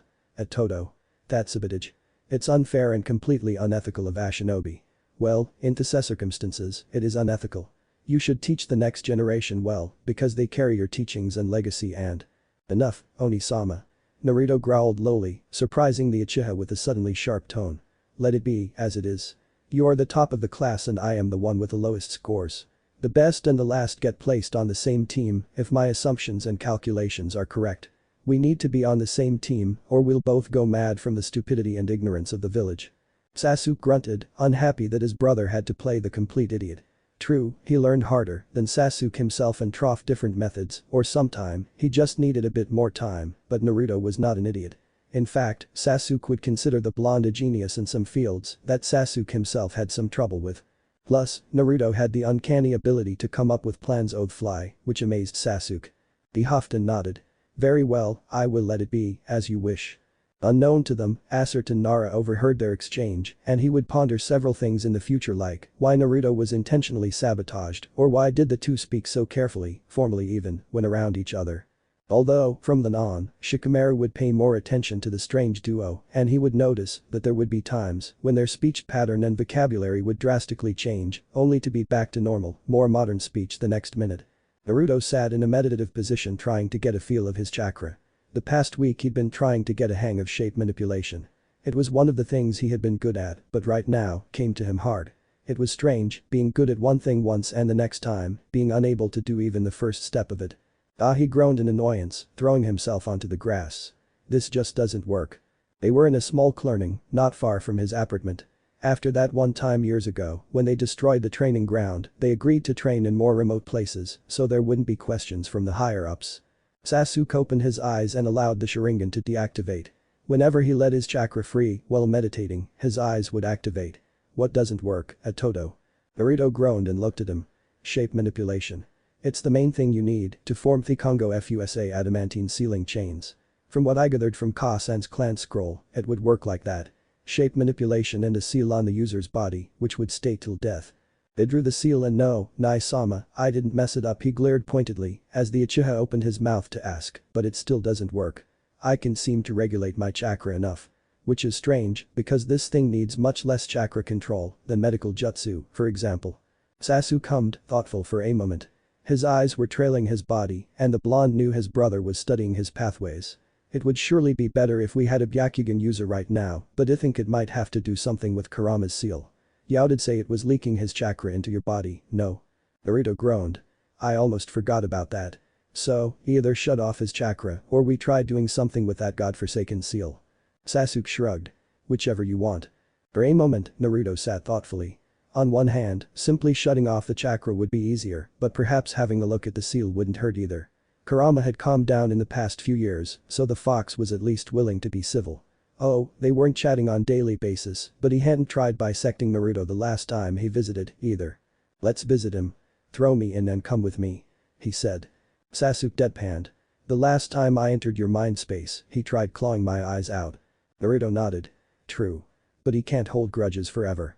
Besides, from what I've seen, Odo-san bargained with the Shinigami to seal him. So if Kurama gets discorporated too. Sasuke snorted, amusement flashing in his eyes. Your father definitely knew his art. Naruto hummed. They did call him one of the finest shinobi of his time, and he was a recognized seal expert. Not many go on tampering with space-time jutsu. Sasuke huffed. True. So, ready? Naruto groaned. Bring it on. He said, wrapping his chakra around Sasuke and looking into his eyes, letting the genjutsu wash over him. For a moment, both of them were falling, and then, they arrived. There was amateur improvement to the surroundings this time. In the early days, when Kurama hadn't even been willing to acknowledge that the Rememberidon were trying to come up with a way to fix things, the place was a dark sewer. Now, it was a massive forest with a great pond. The golden bars still stood unmoved, but there was light everywhere, almost giving a feeling of freedom. Of course, both Naruto and Sasuke knew that it wasn't, but it was the closest the blonde could bring freedom for their fox brother. Kurama Nai-sama. The two greeted as they stopped in front of the great bars. Ibiju's burning red eyes opened. He was still displeased with his situation, but he no longer had so much hate in him as the first time when Naruto had come before him after remembering. His chakra still didn't have a nice feel, but it was no longer suffocatingly dark, either. Plus, since Naruto re-manifested Mokuton, he had Kurama's negative emotion detection at his disposal as another sense. Asura, Indra. The fox huffed. Since they had made it up, the fox actually bore to use their names instead of simply saying Gaki in the blonde's case or traitor in the Uchiha's. What brings you here? We hoped you might have an idea what seal was used here. With your chakra leaking in with mine, I can't hope to form Kongo Fusa. Their brother growled, anger flashing in his predatory gaze. And what you hope to do with Itaku's technique, Asura? The blonde rolled his eyes. By blood, I'm no longer Otatsuki, am I? Got to keep clan traditions. Besides, that jutsu's very useful. Hein. He growled. But don't Yaoredo use it against me. Naruto matched a searing gaze unwaveringly. Do not force him to use them against you. Respect me, as I respect you, and this will be easier for both of us. Perhaps, in time, we may even find a solution for you and your siblings to be free again. Very well. Naruto smiled. Thank you. Naruto. Sasuke called, pointing at the massive gates. That Ifuta is a barrier. Keeps Kurama from sensing Trophy. If we get it off, he'll at least sense the outside world, and perhaps you can have a proper look at the seal and solve your problem. Naruto studied it for a second and nodded. Let's see, then. He jumped up, reaching to peel it off, but suddenly two arms wrapped around him. Oh no, Naru-chan, you don't. A melodious female voice sung. Leave it where it is, Musuko. A deeper voice insisted. As he was pushed away from the gates, Kurama roared and Sasuke gasped. Naruto pulled away from the grip and he was ready to snap. When he realized what stood before him. One was a blonde man with blue eyes, dressed in the standard Konoha Jonin uniform with a white haori over it. The second was a beautiful red-haired woman with violet eyes, dressed in white, short-sleeved blouse and a green dress with shinobi sandals. Naruto. Sasuke said, eyes narrowed. I can see, Sasuke. He said, studying the chakra imprints of his parents curiously. His father was really a genius, he had to admit. And who you might be? Asked the yondaime, studying Sasuke. Sasuke nodded in greeting. Uchiha Sasuke. Oh, Mikoto-chan's boy. Kushina said with a grin. Look, Minato, my godson's grown just as well as our son. And they're even friends. Godson? The boys echoed in shock. Kushina nodded, her grin widening. Makoto was my best friend and ex-teammate, so before you were born, she asked me to be your godmother. She took a step closer and gently ruffled Sasuke's hair, surprising the Uchiha. Huh? Naruto murmured. The world's full of surprises. Tell me about it, Atoto. Sasuke agreed, stealing a glance at the blonde. The Uzumaki Namika's pair raised their eyebrows at the form of a dress, but didn't question it. What did you want with the seal, Musuko? Minato asked. The fox is dangerous. He's just pissed at us. The boy said at once. Kushina opened her mouth to ask something, but Sasuke raised a hand, silencing her. Then, Naruto spoke again. It's a long story. Involves a blood feud and reincarnation. More raised eyebrows, but I have a problem with the seal. Because the furball's chakra leaks into my system, I can form the Uzumaki chains. Kushina gasped. You already have the scroll. Sarutobi-sama gave it to you. Naruto snorted. No. Sasuke mentioned you when he found an old team picture of his mother's. And Odo-san wasn't hard to figure out once you look at a picture. The fox also dropped a hint or two last year. We added 2 and 2 together. The Sandaime doesn't know that we are aware of Naruto's heritage. Or about the furball. Sasuke said.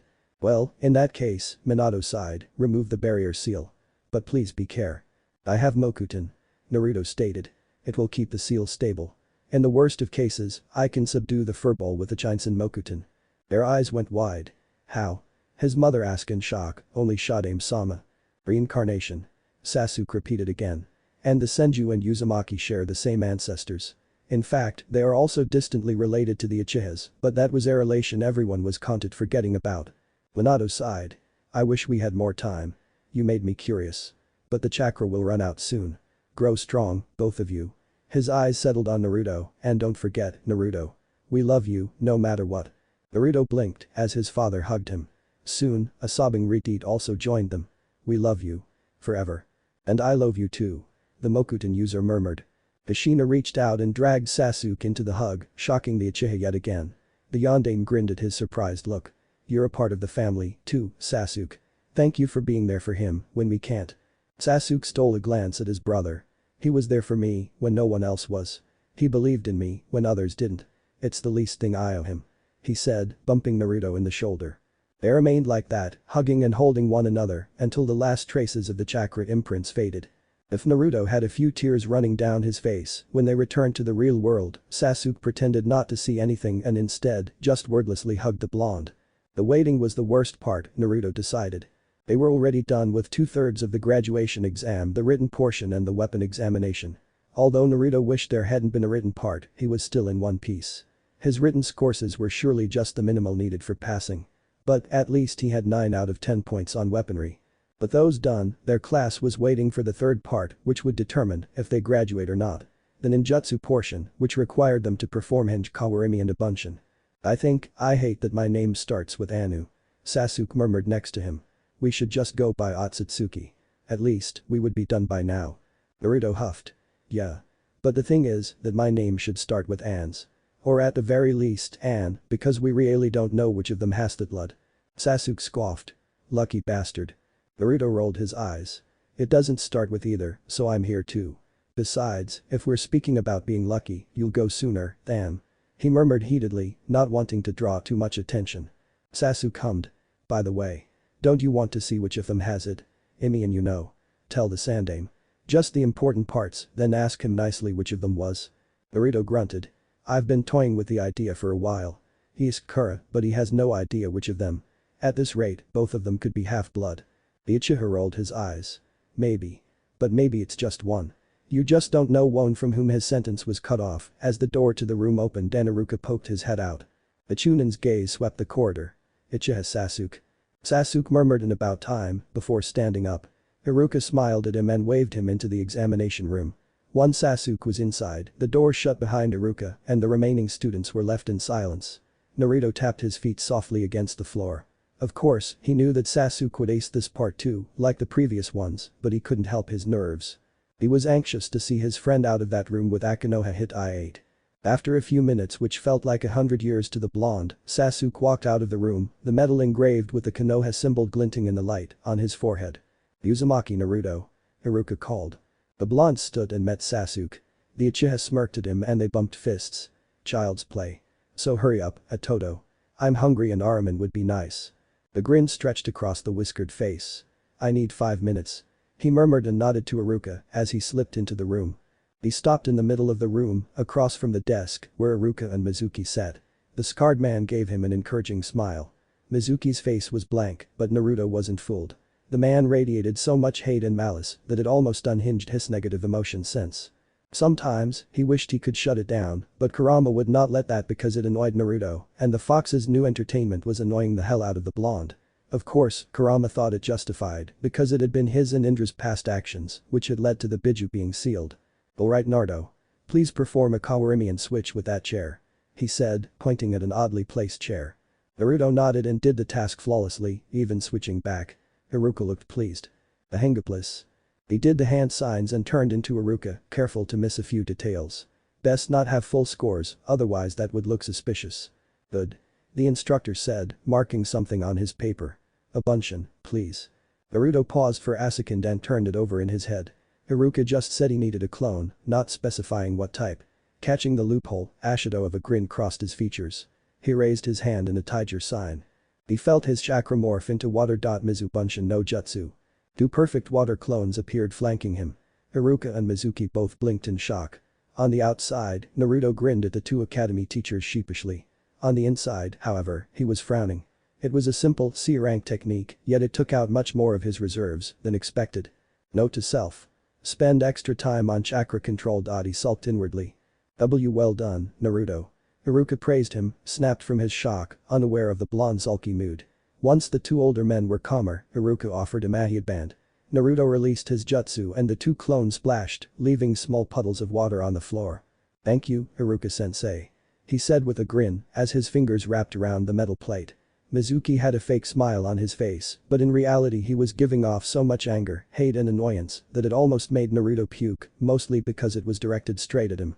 He practically ran from the room, eager to be away from the white-haired Chunin, lest he said or did something which would land him in trouble. If he landed himself in trouble in the first minutes of his official genin life, Sasuke would set him on fire. He couldn't get out of the room fast enough. Naruto sauntered out of the academy, happy to have a headband of his own. Many of the adult civilians were shocked to see the headband on him. Some looked angry, others looked fearful.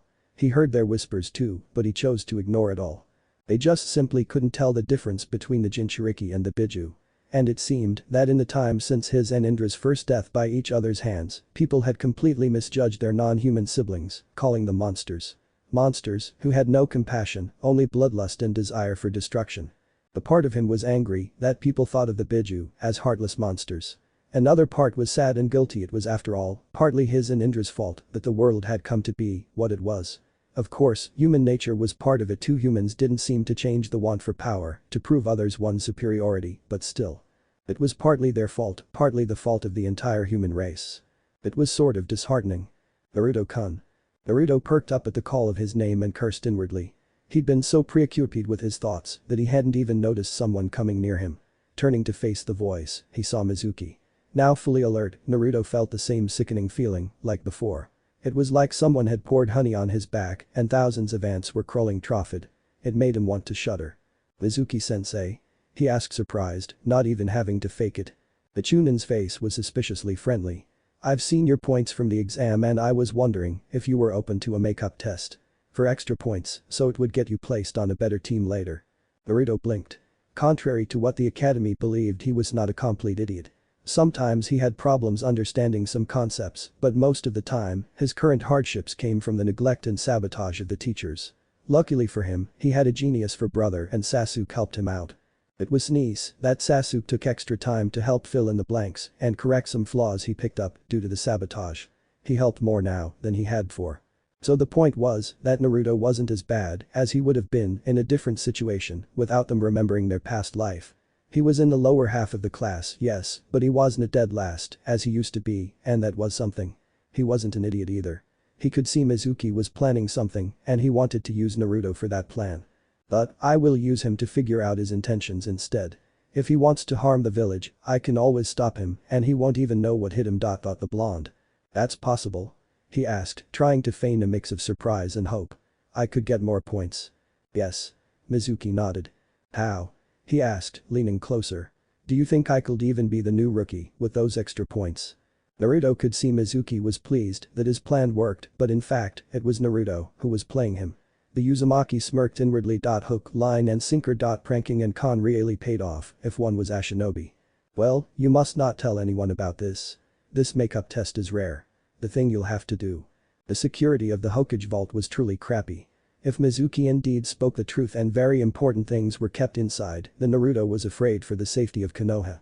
If a 12-year-old child could get into the supposedly most well-protected part of the building. Admittedly, he had another life's experiences, but still. That, at best, put him on the level of Anbu in case of experiences. Anbu, whom he had avoided without even being when he had been younger and played pranks, they'd at least not set him. Shaking his head, he sped across the rooftops, eager to get to the meeting spot Mizuki had given. Soon, he would see the man's true colors. He just hoped his brother wouldn't be too pissed at him for getting involved in something that could very well be considered treason. Naruto knew he shouldn't have opened the scroll, but he whispered. He wanted to see what techniques had been considered forbidden. Mizuki was late and Naruto was sure that by now, the village had raised an alarm over the scroll's disappearance.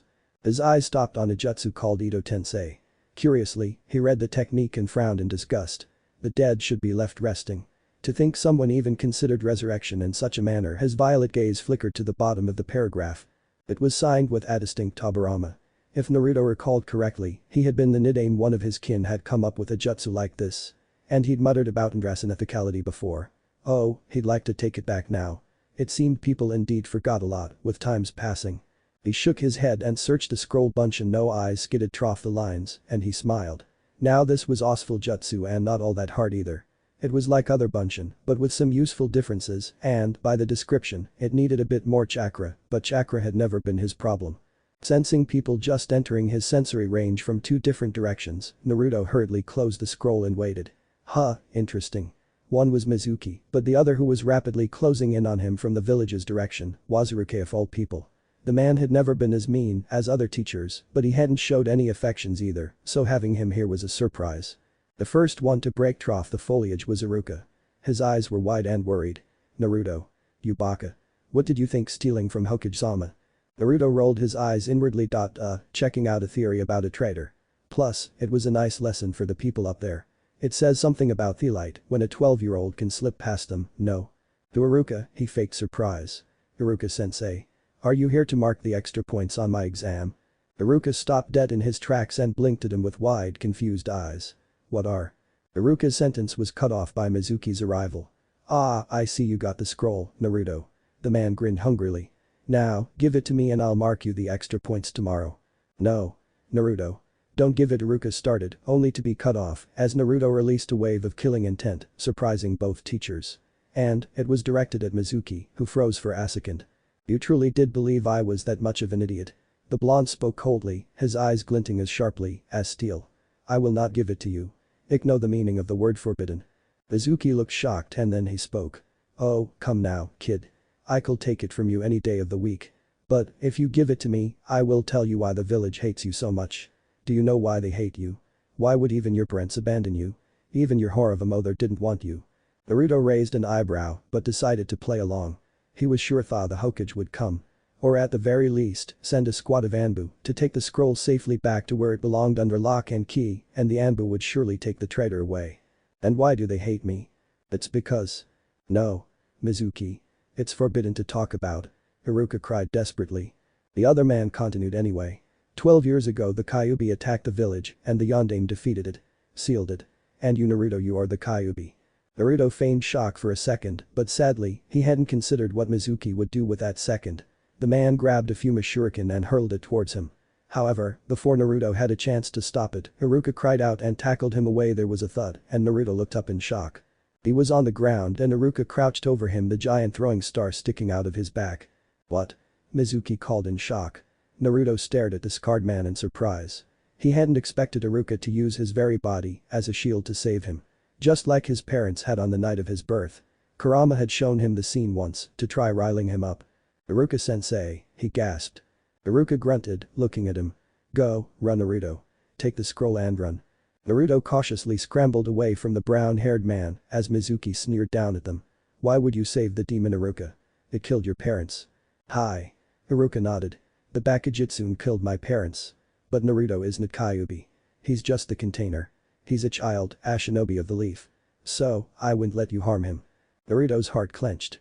He'd always thought the Iruka disliked him, but now the man looked at him. Run, Naruto. Naruto glared at Mizuki and slowly stood up. He could feel the Hokage and the Anbu closing in. But Mizuki had made this personal with the comment about his parents, but harming Iruka was way too much. "You bastard."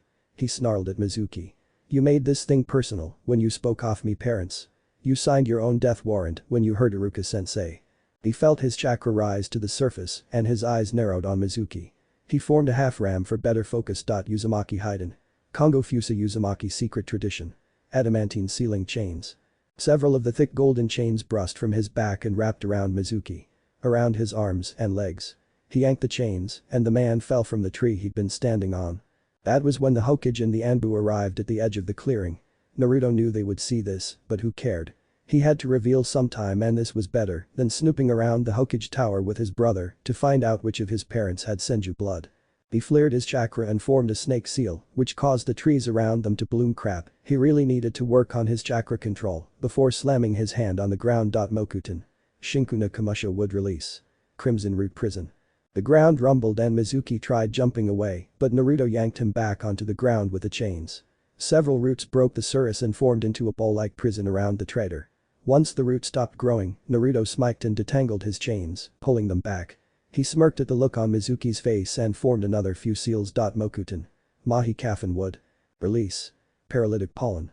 Bright yellow flowers bloomed on the roots and released small plumes of shimmering pollen. A few minutes later Mizuki was on the floor, unconscious. Naruto made another hand sign and the root sank back into the earth. He huffed and turned to his sensei. "Iruka-sensei." "I am fine," said the shocked teacher, ignoring the shuriken in his back. "How?" Naruto gave a sheepish smile before turning to the Hokage. The aged man and his Anbu seemed as speechless as Iruka. "Your defenses on the tower are ridiculous, Jiji." That comment seemed to snap the Hokage back to reality. "Now, how about we get Iruka to hospital and smooth this all out?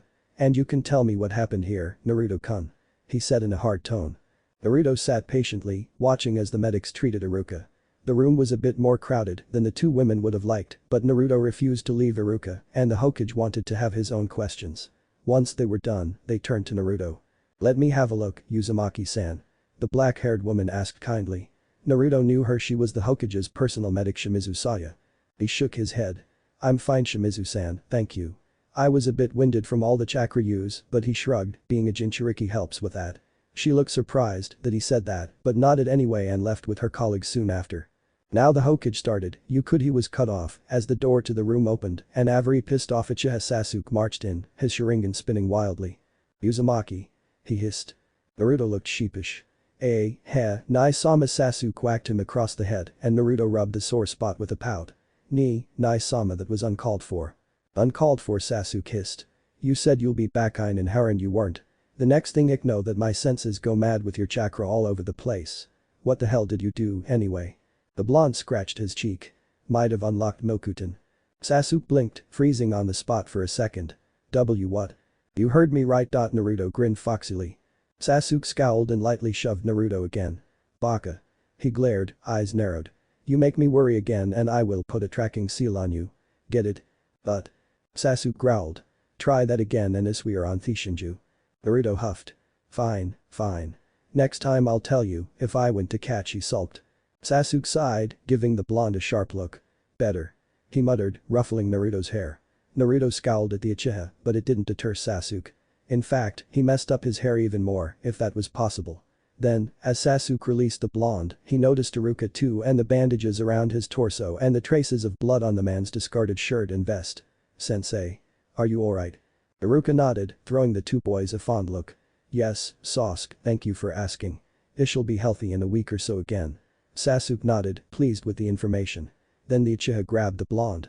"Come on, Baka. Time to go home." "Not so fast, boys." The Hokage spoke. He'd watched the scene with some interest after all, and Uchiha had just called in Uzumaki and very possibly a Senju, his brother. Of course, he'd heard it from the Anbu, but he hadn't seen the boys interact so freely before. "Something's wrong, Hokage-sama," Sasuke asked, throwing a scolding look at the blonde. "What did you do this time?" he muttered. "Well, I think we should speak about Naruto's heritage and Kandi." As the Fox's host, Sasuke asked, or that his parents are Namikaze Minato and Uzumaki Kushina. Both Iruka's and the Hokage's eyes widened, although for different reasons. Nai-sama. Naruto jabbed the Uchiha in the ribs. Couldn't you have been subtler? Sasuke shrugged. There's nothing to be subtle about. The only thing we don't know is which of them is related to the Senju. And how do you know that? Asked the Hokage. Naruto groaned and shared a look with his brother.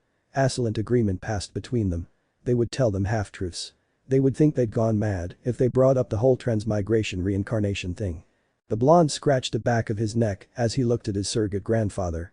Well, you see it happened. Naruto and Sasuke walked side by side towards the Hokage's office. It had been 3 days since the incident with Mizuki. They had been summoned to meet with the leader. Well, Naruto had been summoned, but the blonde insisted Sasuke to tag along. We're here to see the Hokage. Naruto said, looking at the secretary. The woman studied them for a second before she smiled faintly. Go along, Uzumaki-kun. Hokage-sama is free and is expecting you. Thank you, Midori-san. Naruto answered with a grin of his own as they passed her desk and stopped before the door. Naruto knocked before entering. Sasuke slipped in behind him as if he were his shadow. As the door closed behind them, the Hokage looked up. The aged man's eyes immediately landed on him before he looked back at Naruto. However, before he could speak, Naruto did. Nice day, Jiji. Did you want to say something? Yes. But since it concerns your family, I thought we might have abrevate. Sasuke stays. Naruto said, his tone final. It reminded Sasuke of their first life. That tone was like their father's. He's my brother and best friend. I will tell him anyway, whatever you have to say. Just spare me the time and let him stay. The Hokage seemed thoughtful for a moment before he nodded. Very well.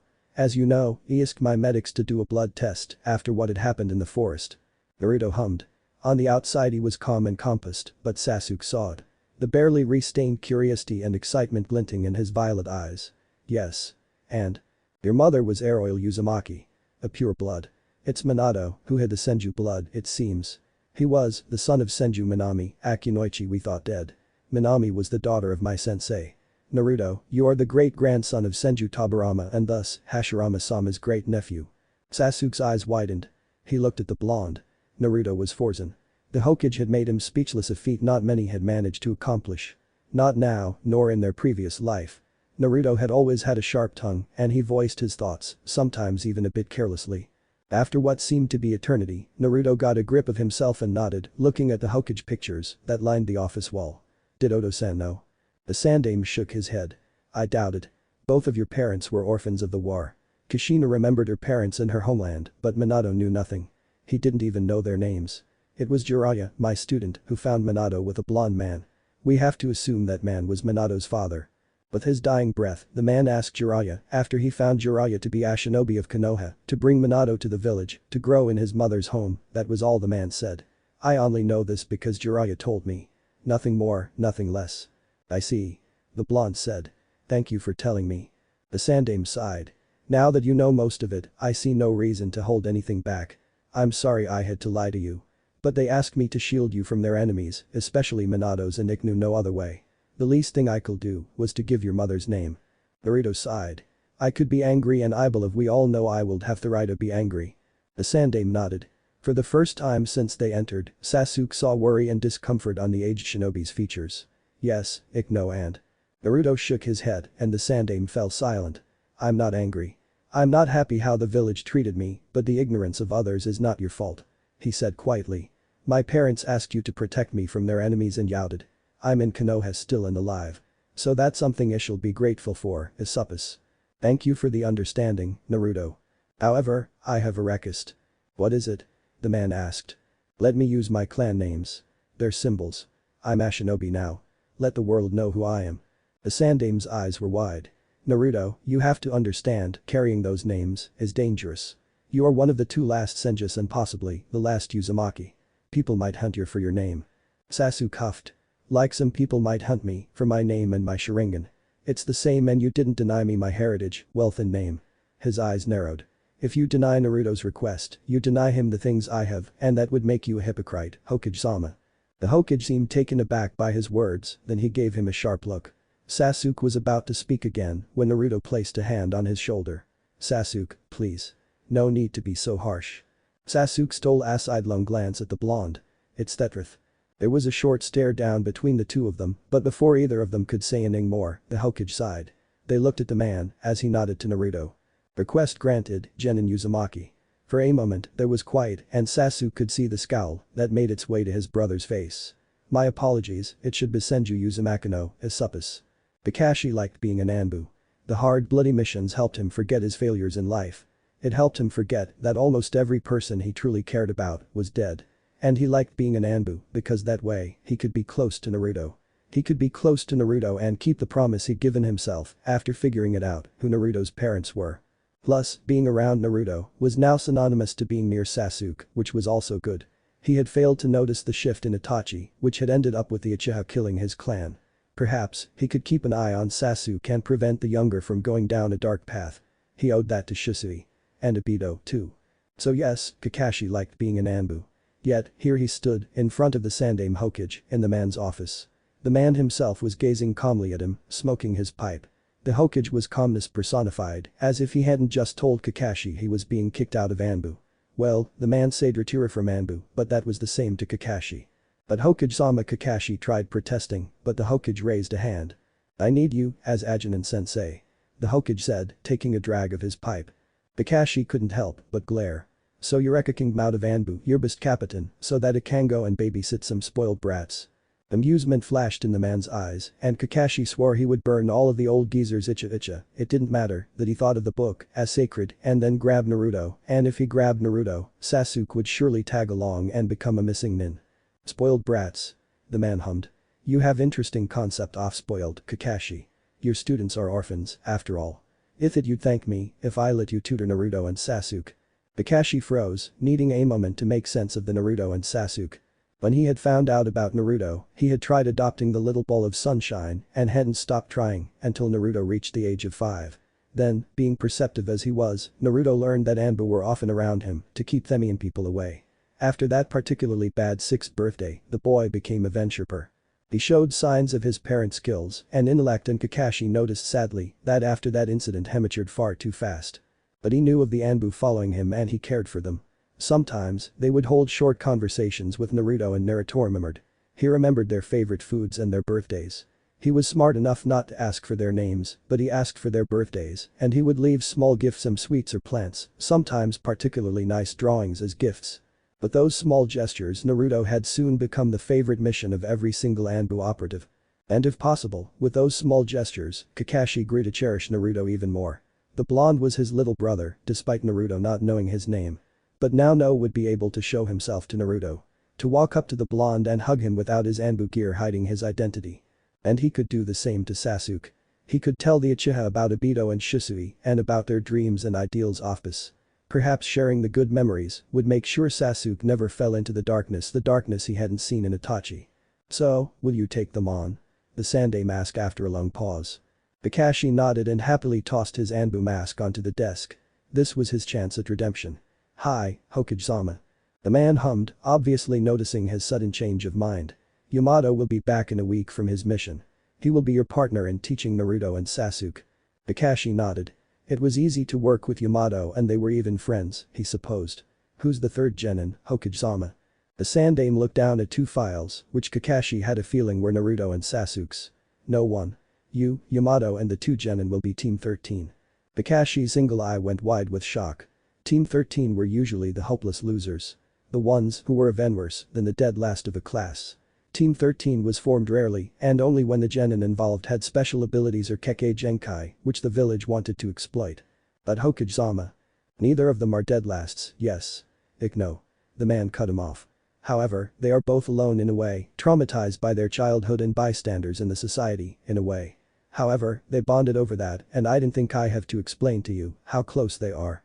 In fact, perhaps you know more about them than I do. Indeed he did.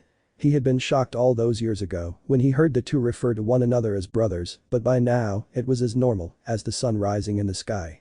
Although, sometimes, their seriousness, formal and almost archaic way of speech did surprise him. Kakashi was sure that if Naruto's parents were here, they would have questioned if the blonde was truly their son. Neither of them were the archaic or formal type. Kushina-san despised formality, despite being a clan head herself. Heck, Minato-sensei hated it too, and that was saying something, since he'd been the Hokage. How had Therkid ended up being so formal and compassed, Kakashi would never understand. He nodded. Yes, ignore them. But what do you hope to achieve by this, Hokage-sama? The Sandame hummed for a moment. Train them. Train them to be the best. Let them be the best individually. Let them be the best, the strongest tag team the nations had seen. Train them to be better than the Sannin. Know that between you and Yamato it's not an impossible request to make. If Kakashi weren't wearing his mask, his jaw would have been on the floor. To be better than the Sannin. Holy crap. The Sandame wanted those two to be better than the Sannin, and how the hell were they meant to achieve it? Sure, him and Yamato were skilled, but teaching. The part of Kakashi was curious about the Sandame's reasons. Why did the man want those two trained so toughly? He had to have reasons other than the fact that as a Jinchuriki, Naruto could be the village's most dangerous trump card, or that Sasuke, with his powerful sharingan because Kakashi had felt the power behind those eyes, could be the village's only saving grace. If Naruto ever lost control. The man had to have reasons. But Kakashi didn't ask. He didn't ask because the Sandame had just given him and Yamato leave to train the boys the way they saw fit. The Sandame had given them leave to give the boys all the skills and power they saw fit. And Kakashi would do just that. He would teach those children well and give them the power and skill they would need. Because the world of shinobi was dangerous and bloody. You needed skill and power to survive. And he would make sure those boys survived. If Kakashi had a say in things and obviously headed as their sensei, those two would grow gray and old. Gray and old, like his father, Obito, Rin, Minato-sensei and Kushina-san had no chance to be.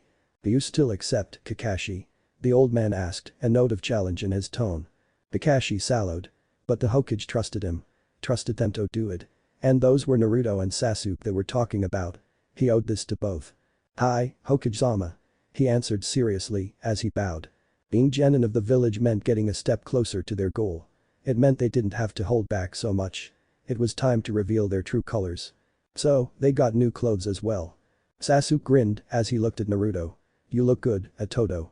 Naruto wore a mesh shirt with black shinobi pants and black open-toed sandals. He had a white short-sleeved haori, like the one his father had worn. However, this one had different patterns. It had 6 black magatama around the collar and red swirl wave-like pattern on the bottom. The right sleeve had the Senjivarja in it, while the left had the Uzumaki swirl. Naruto's forehead protector now had black band and it was tightly secured around his forehead, the 2 long strands of his blonde hair wrapped in bandages. He had a simple silver pendant hanging from his neck, which formed the kanji for 9. And Naruto had jabbed him in the ribs to be subtle. The back of his haori had the moon and circle of the Otatsuki clan in black outline. He also had a brown utility belt, which held his weapons and scrolls. Naruto hummed and mirrored his grin. You aren't bad yourself, Nai-sama. Sasuke wore a black shirt, its sleeves reaching his elbows, both sleeves having small red white ichiwasued into them. Above it, he had a white high-collared vest with a 6 magatama around the collar. The back of the vest also displayed the symbol of the Otsutsuki. He had black shinobi pants and dark blue sandals. His forehead protector had the standard dark blue cloth and it hung loosely around his neck. 2 strands of his hair, framing his face, were wrapped in bandages. He had blue paint under his eyes, the corners turned upwards. He'd also had a tanto hanging from his side, the rest of his weepos and scrolls were secured on the utility belt. HN. He grunted as he nodded towards the window. I hope we'll be on the same team, otherwise I'll become a missing nin. Nai-sama. Naruto scolded him with a half-hearted glare. They jumped out to speed trough the rooftops towards the academy. As they walked into the classroom side by side, clad in their new attires, Sasuke could feel the curious gazes of all their batchmates. His fangirls shrieked and swooned, but he ignored them. They sat in their usual spots and waited for Iruka to arrive. After a few minutes, Iruka arrived and asked the class to settle down. Predictably, no one heard him as everyone was chatting with someone, excited about the team placements. Sasuke's gaze skidded trough the room and he did a quick count of those present. The numbers don't add up. Odd. Settle down. Iruka-sensei roared, using his big head jutsu, obviously at the end of his patience. As the Chunin moved, Sasuke noted the small stiffness in his movements. So he was still feeling that wound Mizuki gave him. Sasuke wished he could have broken the bastard's nose. Naruto had told him that Mizuki had badmouthed his parents and that was unforgivable in Sasuke's eyes. Uzumaki Kushina was, after all, his godmother. And years ago, when they'd met the chakra imprints, the Yondaime had made it clear that he was part of their family too. Silenced and a bit cowed, the class quieted down. Iruka nodded, pleased and cleared his throat. First and foremost, I would like to congratulate you for graduating. Secondly, I wish to tell you that now you are shinobi of Konoha and once you leave this classroom, you will be considered adults. Act accordingly. Your actions reflect on your team, on your village. And most importantly, your actions may mean the difference between life and death. I wish you luck on your journey as shinobi. Sasuke saw a few unsure glances between friends, some whispered softly about things he couldn't catch, but nothing more. Now, on to team placements. I will name your teammates and your sensei in numerical order. Sasuke only half listened, bored out of his mind. Iruka went from Team 1 to Team 12 and Bithirakudo. Neither him nor Naruto had been called out yet and he was begging to get worried that they indeed will have to become missing nin to get somewhere if they wanted to stop Kagaya and Zetsu. Team 13 as Iruka looked up, placing his paper on the desk, Uchiha Sasuke and Senju Uzumaki Naruto. Boys, your sensei is Hada Kakashi. Good luck to everyone. Your Jonin instructors will come soon. Wait a second. Kiba growled, obviously pissed. He pointed at them, why are they just two? Every other team has 3 members. Iruka sighed, but gave the Inuyasha a pointed look. Indeed. But this was Hokage-sama's decision, Kiba. Sasuke and Naruto, as a team. If you have a problem, you may raise your concerns to Hokage-sama himself. Wait, sensei. Did you say Senju? Ino asked, looking at them, then back at their teacher. I thought only Tsunade-sama remained of the Senju clan. Iruka nodded. Hi. I said Senju Uzumaki Naruto. But if you're a Senju, Naruto Choji said, looking their way, why not use the name before? Naruto shrugged. My father was of the Senju, and he asked Sandaime-sama to shield me from those who would seek to destroy what remained of the clan. Surely, you noticed that the only one who carries that name is Tsunade of the Sannin. That's because she's an accomplished kunoichi and they would not go after her. Hunting down a child is much easier. But if you are a Senju, you aren't an orphan. Shino said, creeping out a few as they heard him speak. Tsunade-sama, as your clan head, should be your guardian. Naruto nodded. True, Shino. However, Tsunade-hime is unaware of my heritage and Sandaime-sama couldn't track her to tell her. He's still looking for her. She had left the village shortly before I was born. Iruka cleared his throat and the class looked at him. You should go and eat. Any questions you may have to Naruto, maybe ask over food or after the team meetings. I wish you luck. Have a good day. Good day. Some murmured as Iruka left. Sasuke stood from his seat just as the door shut behind the scarred man and some eyes turned to him. He ignored it, looking at his brother, his hand working on opening the window. Are you coming, Atoto? Naruto flashed him a foxy grin. Lead the way, Nai-sama. And with that, they leapt out of the classroom. They walked back to the academy after Adelicia's few blows of ramen. Sasuke had never been addicted to a food before. Not now, nor in their previous life. But he had to admit that the ramen the Ichirikas is mad-ass addictive. He could understand why Naruto called it the food of kami. Not that he would admit that to anyone other than the blonde himself. Sasuke came to an abrupt halt as he ran into his brother. Naruto had stopped, staring with wide, disbelieving eyes. Sasuke followed his line of sight and his own weaker sensory tingled at the familiar chakra. It was a man in his 20s with distinctive silver gravity-defying hair. One black eye studied them, the other was covered by the slanted headband. The lower half of his face was covered by a dark blue cloth mask and he wore standard Konoha Jonin uniform. The man seemed a bit surprised, then he waved at them, his eye crinkling into an upside-down U. Sasuke supposed it meant he was smiling.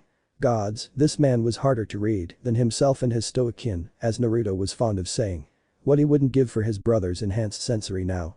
It was Italian fair that the Senju Uzumaki could read people's emotions. True, his senses were more sensitive to negative emotions, but he could generally tell positive ones as well, as long as the person he was reading was close enough. Hello Naruto-kun, Sasuke-kun. I was about to pick you up in the classroom, but this is even easier. Sasuke allowed Antony upward quirk of his lips. The Anbu specifically Inu and Tora had grown on him too. Somewhere along the way, when he realized the two males cared for his baby brother friend as much as he did he started considering the two a part of their teeny tiny family. The fact that Tora and Inu's chakra had a touch of Asura's in his might have also helped endear them after he was over his anger. Inu-san. They greeted him, Naruto waving enthusiastically. Naruto started skipping over to the other and Sasuke shook his head at the antics. Naruto practically attached himself to the Jonin, muttering about missing him. Not that Sasuke blamed him too much. In the past weeks, neither Tora nor Inu had been among their watchers. Naruto's worry had become so unbearable that once, Sasuke simply stopped Nico and asked her where the two others were. She'd laughed at their worry and told them they were doing other missions but would be back soon and then she left, promising to pass their worries and well wishes to the missing operatives. Sasuke rolled his eyes and pried his brother off of the silver-haired sharingan user and gave the man a half-apologetic look. "Excuse my brother. We've been a bit worried when you and Tora hadn't turned up at the apartment for so long." "It's quite alright," the older said, ruffling their hair fondly. Sasuke gave the man a sharp look, but his answer was just another weird eye smile. "Now, let us settle on a nearby training ground for the introductions, shall we?" Kakashi had not expected to be in a chokehold, courtesy of an enthusiastic Naruto, the moment he met his new students. But it was nice to know the blonde cared for him. Kakashi glanced at the memorial stone and smiled under his mask. "Minato-sensei, Kushina-san, Abito. Can you see us now?" "Isweer, I will take care of them," he woved as he sat down, his back against a tree. Kakashi studied the two as they walked next to each other. Naruto was literally radiating excitement and happiness, however, he tried to remain composed and kept up with Sasuke. Sasuke was much calmer, but the earlier quirk of his lips told Kakashi that the Uchiha was just as pleased to see him as Naruto. He briefly wondered when he figuratively adopted the two into his tiny family, but he couldn't pinpoint a moment in time. The boy's choice of clothing was also a surprise. Naruto's briefly reminded Kakashi of his sensei, while Sasuke's was something that perhaps Shisui would have worn. He caught the patterns too. Interesting choice. He wondered what the Magatama and the moon circle sign on their backs was supposed to symbolize. And since when did Sasuke have a paint under his eyes? The boy settled down and Kakashi cleared his throat. "So, let's start with introductions. I know a lot about you two, having practically watched you grow up, but that doesn't mean I know everything. Let's see if you can say something new." He gave them an eye smile. "But, since I haven't even properly introduced myself, I will start." The boys glanced at each other and then nodded at him to continue. "So, I'm Hada Kakashi, former student of the Yondaime Hokage. Formerly an Anbu captain, now you're Jonin sensei, if you prove yourself worthy. I like salt-broiled sori and eggplant mixed miso soup, spending time with my nin dogs and reading. I dislike fried foods or sweets and those who leave their teammates behind. My dreams for the future? It's to make you two strong and make sure you survive." The boys nodded, showing that they'd listened. He'd seen Naruto's eyes glimmer when he mentioned his sensei. Kakashi-san." "Yes, Naruto. If you were taught by Odo-san." He paused for a second. "Did you meet my mother too?" Kakashi blinked. Naruto knew of his parents. The Sandaime hadn't mentioned that, but now that conversation about serious training made more sense. Naruto knew of his heritage, and the Sandaime expected it to be known by others, sooner rather than later. Kakashi chuckled, the many fond memories of the retreat coming back. "I did. I can tell you about them some other time, if you like. But, how do you know about your heritage?" The boys shared a look. Sasuke nodded and the blonde turned back to him. "I tried to ruin the seal once. Kakashi's blood ran the stupid village done to nearly break someone like Naruto. They left chakra imprints in the seal, so we met them as he managed to drag Sasuke into my mind, too. It was then that I found out Naruto's mother was my godmother." Sasuke injected. Kakashi blinked. That's new. But not all that surprising. Kushina-sen had been close to your mother. Actually, your parents had been close. Best friends, even, I could say. The boys smiled and Kakashi nodded at Naruto. "But, on with the introductions, please." Naruto grinned.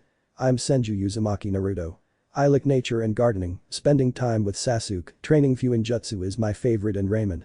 I didn't like people who can't make the difference between Biju and Jinchuriki, as well as people who judge without knowing all the facts. Oh, and I really dislike those who hurt my precious people. My dream for the future is to become Hokage and bring peace to the world, not necessarily in that order." Kakashi hummed. "Good. Sasuke, please." "My name is Uchiha Sasuke. I like meditating, reading, spending time with Naruto and training, especially Kenjutsu. My favorite foods are ramen and tomatoes. I dislike people who can't make the difference between Biju and Jinchuriki. He also dislikes sweets, traitors and those who harm my precious people.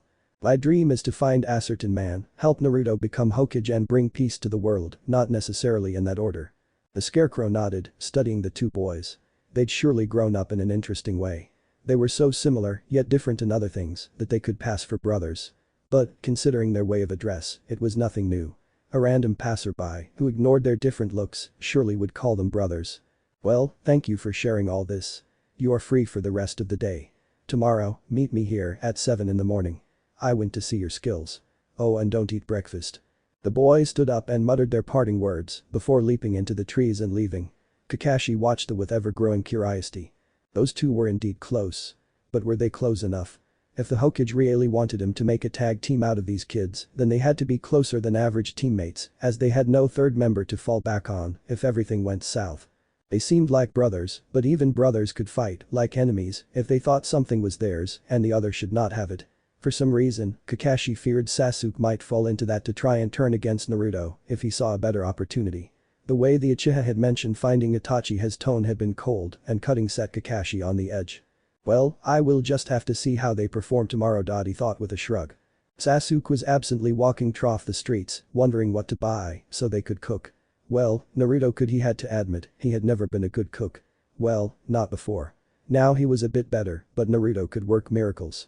If only the shop sold him normal quality products.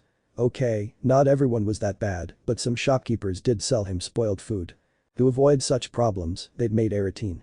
Sasuke did shopping, Naruto cooked and every other chore they switched about. It was a system that worked well, plus, if Naruto had a good day, his brother would be extra nice and do some delicious dish with tomatoes. So, Sasuke was on his way home from shopping, a small bag in his hand. His gaze absently wandered around, ignoring the civilians, who almost kissed the ground he walked on. He nodded to some of the shinobi whom he knew in passing and hurried towards Naruto's apartment. He stopped suddenly when noticing movement close to an alley. He saw a flash of white again and started walking towards it curiously. When he reached the spot where he'd seen the flash, he could hear soft whining. He put down his bag and followed the voice as quietly as he could. Behind a trash can he saw a small puppy curled up, whining softly. He crouched down and reached out. The animal drew back, whining again, and Sasuke stopped. I just want to see you. He murmured, trying again. He wished Naruto was here. His Mokuton always did the trick, calming down anything and anyone, human, biju or animal. He slowly inched closer and picked up the puppy, studying it. He had tiny black eyes, with light brown fur and wide underbelly and a bushy tail. And it seemed the poor thing had also hurt a leg. The more he studied the puppy, the more he felt something familiar. Oh yes, their dog Shiro. He remembered Shiro protecting Asura and he had unlocked his sharingan then. And this puppy looked just like Shiro had down to the last fluff of fur. He slowly stroked the dog's head, ignoring the filth sticking to his hand in the process. Your name is Cyrano. How about coming home with me to my brother? The puppy gave a small bark and Sasuke decided that no matter what Naruto said, the ball of fluff would stay. But, considering how much this puppy looked like their previous Shiro, he had a feeling Naruto wouldn't need much convincing. Satisfied with his findings for the day, Sasuke grabbed the bag from the ground and headed home. He would have to make a small detour for dog food, but he had a feeling the extra time would be worth it. The next morning the boys walked into the training ground with full stomachs. And they were right on time. Sasuke hated being late and so, he dragged his brother out of bed, too. If they relied on Naruto's sense of 5 more minutes, we have time, they would forever be live everywhere. While Naruto used sensory to get about in the apartment, unwilling to open his eyes just yet, Sasuke had used the time to feed Shiro and play with the energetic ball of fur. Shiro knew how to Beneath Kurama should learn from him, Sasuke decided. Naruto's eyes flickered around the empty training ground. Kakashi was not anywhere visible, but come on, Kakashi-san. He called, shifting to look at a particular tree. We know you're already here. Don't make us wait. A moment later the leaves rustled and their former Anbu guard dropped onto the ground in a crouch. You're really a special case, Naruto. You know that I was masking my chakra, correct? Naruto hummed. Yes, but I'm special, as you said. Due to my abilities, I can hold the furball's chakra and that, which gets past Oto-san's seal, gets purified, in a way. That chakra enhances my senses. Sight, hearing and smell. Plus, that same chakra provides me a link to him. He can sense the negative energies and due to the link, I can too. He grinned. So. You can try to hide all you want, you won't be able to run away. Kakashi grunted. Good to know. If you impress me and we're really becoming a team, remind me of the stronger senses. The Hada clan worked with dog summons for generations too, and we have heightened senses as well. Not as sharp as in Inuyasha's, but close. I can help you train with it. The blonde grinned. Alright. So what's it you want us to do? Kakashi took the bell out and showed it to the boys. Get the bell from me. And whichever of you wins gets food and becomes my student. He explained, pointing at a bento waiting in the base of the tree. The boys' eyes flickered to the bento, but much to Kakashi's surprise, their stomachs remained silent. You ate breakfast? He observed. They nodded and he glared. Shinobi Rule 1. Always follow orders. Sasuke matched his gaze without a flinch. No. Shinobi Rule 1, look underneath the underneath. Shinobi Rule 2, always follow orders, useless those are to hinder your performance or they are to endanger you or your teammates. Kakashi looked at the Uchiha in surprise. Had the kid memorized the rules inside out, or would? Usually, this was something the new genin didn't know and fell for. These two they were indeed something else. Perhaps the Hokage had seen it. Had seen that these two could be something that hadn't been seen since Hashirama and Madara. The Shodaime and the Uchiha Patriarch had been the deadliest duo in the village history before Madara defected, and the shinobi world hadn't seen such a duo ever since. "Well, whoever gets the bell becomes a genin," he said, letting the small silver trinket jingle softly. Sasuke and Naruto looked at each other before both of them crossed their arms and shook their heads. "We quit," they said in perfect sync. It sent a shiver down Kakashi's spine. Then, their words made sense and his eyes went wide. What? You don't just quit." "We do." Naruto pouted. "You either take both of us as your students. Or neither of us." Sasuke finished. "We don't leave each other behind. Friends and brothers, no matter what. So either both of us or neither of us." "But, the village might be upset then." Naruto continued, his eyes narrowing, and he started leaking some killing intent. Either the Jinchuriki or the last Uchiha refusing to become shinobi. A big loss to the military of the village. And they would blame you, Haddock-san. Kakashi blinked owlishly. Where were these twat threatening him? They had the balls to threaten an ex-Anbu who could kill them in a single move. "Are you threatening me?" he asked. "No." Sasuke said, "We stated a simple fact." Then suddenly both boys leapt back as if there had been a scene he hadn't seen and did a few hand seals. Kanton. Gakakyu no Jutsu fire release. "Great fireball technique," Sasuke called. "Gyuten. To top a wind release. Great break trough," he heard Naruto call. Suddenly, Sasuke's moderately sized fireball become much larger, the flames burning white hot as the combined thing headed towards him. Kakashi cursed under his breath and dodged.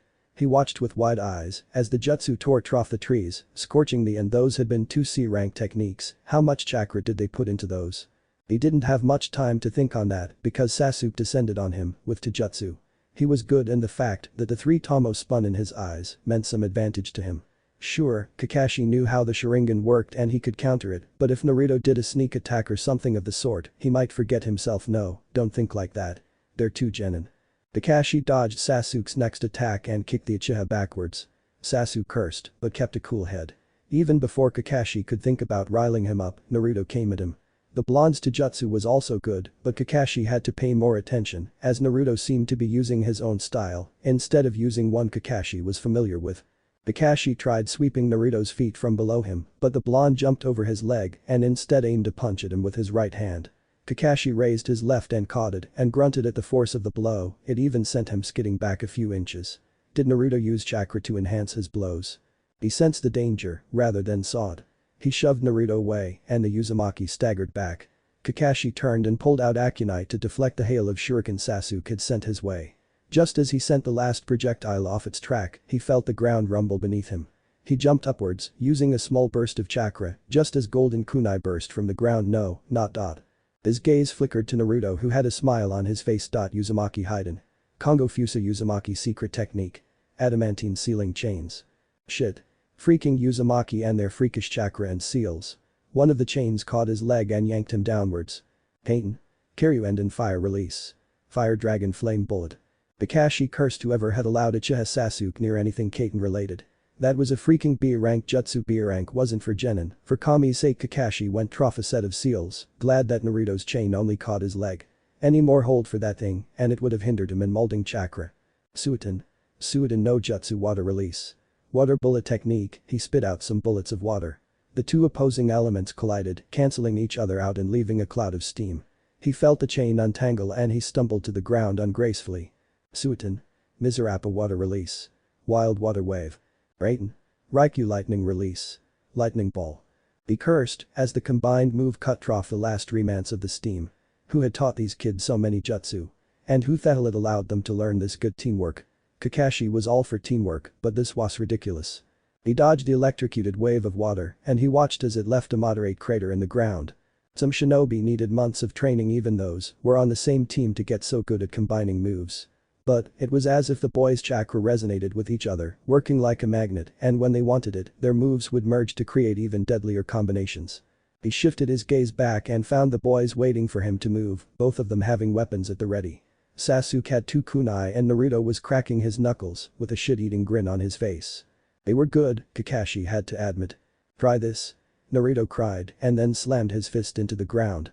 The earth cracked from the force of it. Gods, the brat hit like Tsunade-sama. And then, to his utter bafflement, spikes of wood formed around him. Mokuton. Yuki. Ibaranamori would release. Oil tree. Forest of thorns. The thorns rose above his head and met a meter or so above him, cutting the chances of escape. Kakashi growled and started to mold his chakra. I will not set that thing on fire if I were you, sensei. Sasuke spoke, almost smugly. As you know, water flows through small veins in each and every living tree. That one, instead of water, has oil. Naruto said with a smirk. Try burning it to escape and you give yourself a painful death.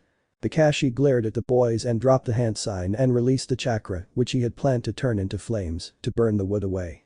At least now, he understood what Hokage said Tenzo would join, as a co-teacher.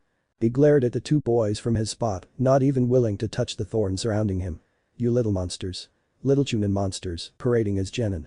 Sasuke smiked and Naruto laughed as he formed a snake seal and spiked his chakra. With a great rumble, the wooden spike sunk back into the ground. Making sure there was no wood where it shouldn't be, Kakashi inched away from where he had been previously trapped. So, Sanae, are you satisfied with our level of teamwork? The Uchiha asked, the amused expression never leaving his face. Yes. Kakashi grunted. What the hell these two had been doing in the academy so long? And how the hell was Naruto in the lower half of the class, performance-wise? They should have been out a while ago and should be chunin by now. He didn't even want to know what else the two were capable of, but if Naruto showed up tomorrow, playing with one of his father's special kunai, Kakashi would have to believe that the little Manisa had broken down the space-time seal and knew how to use that technique. Congratulations, Team 13. You didn't get the bell, but you demonstrated perfect teamwork. You pass. Meet me here every weekday at 7, useless you get different instructions. Starting tomorrow, I'll take your training into my hands and between the sessions, we will complete missions. Their eyes glinted with triumph and excitement and Kakashi could barely stop himself from rubbing his hands together and cackling evilly. Soon, maggots. Soon, you will know the horrors of D-ranks and it will be my payback for today. And that marks the end of the first part of the story. If you guys made it this far and want more contents like this, comment down below to let me know. Thanks for sticking out till the end. I would gladly appreciate every likes, comments and subscribes I could get on this series. It only takes a minute and best of all, you can show your support for absolutely no cost. See you in the next one.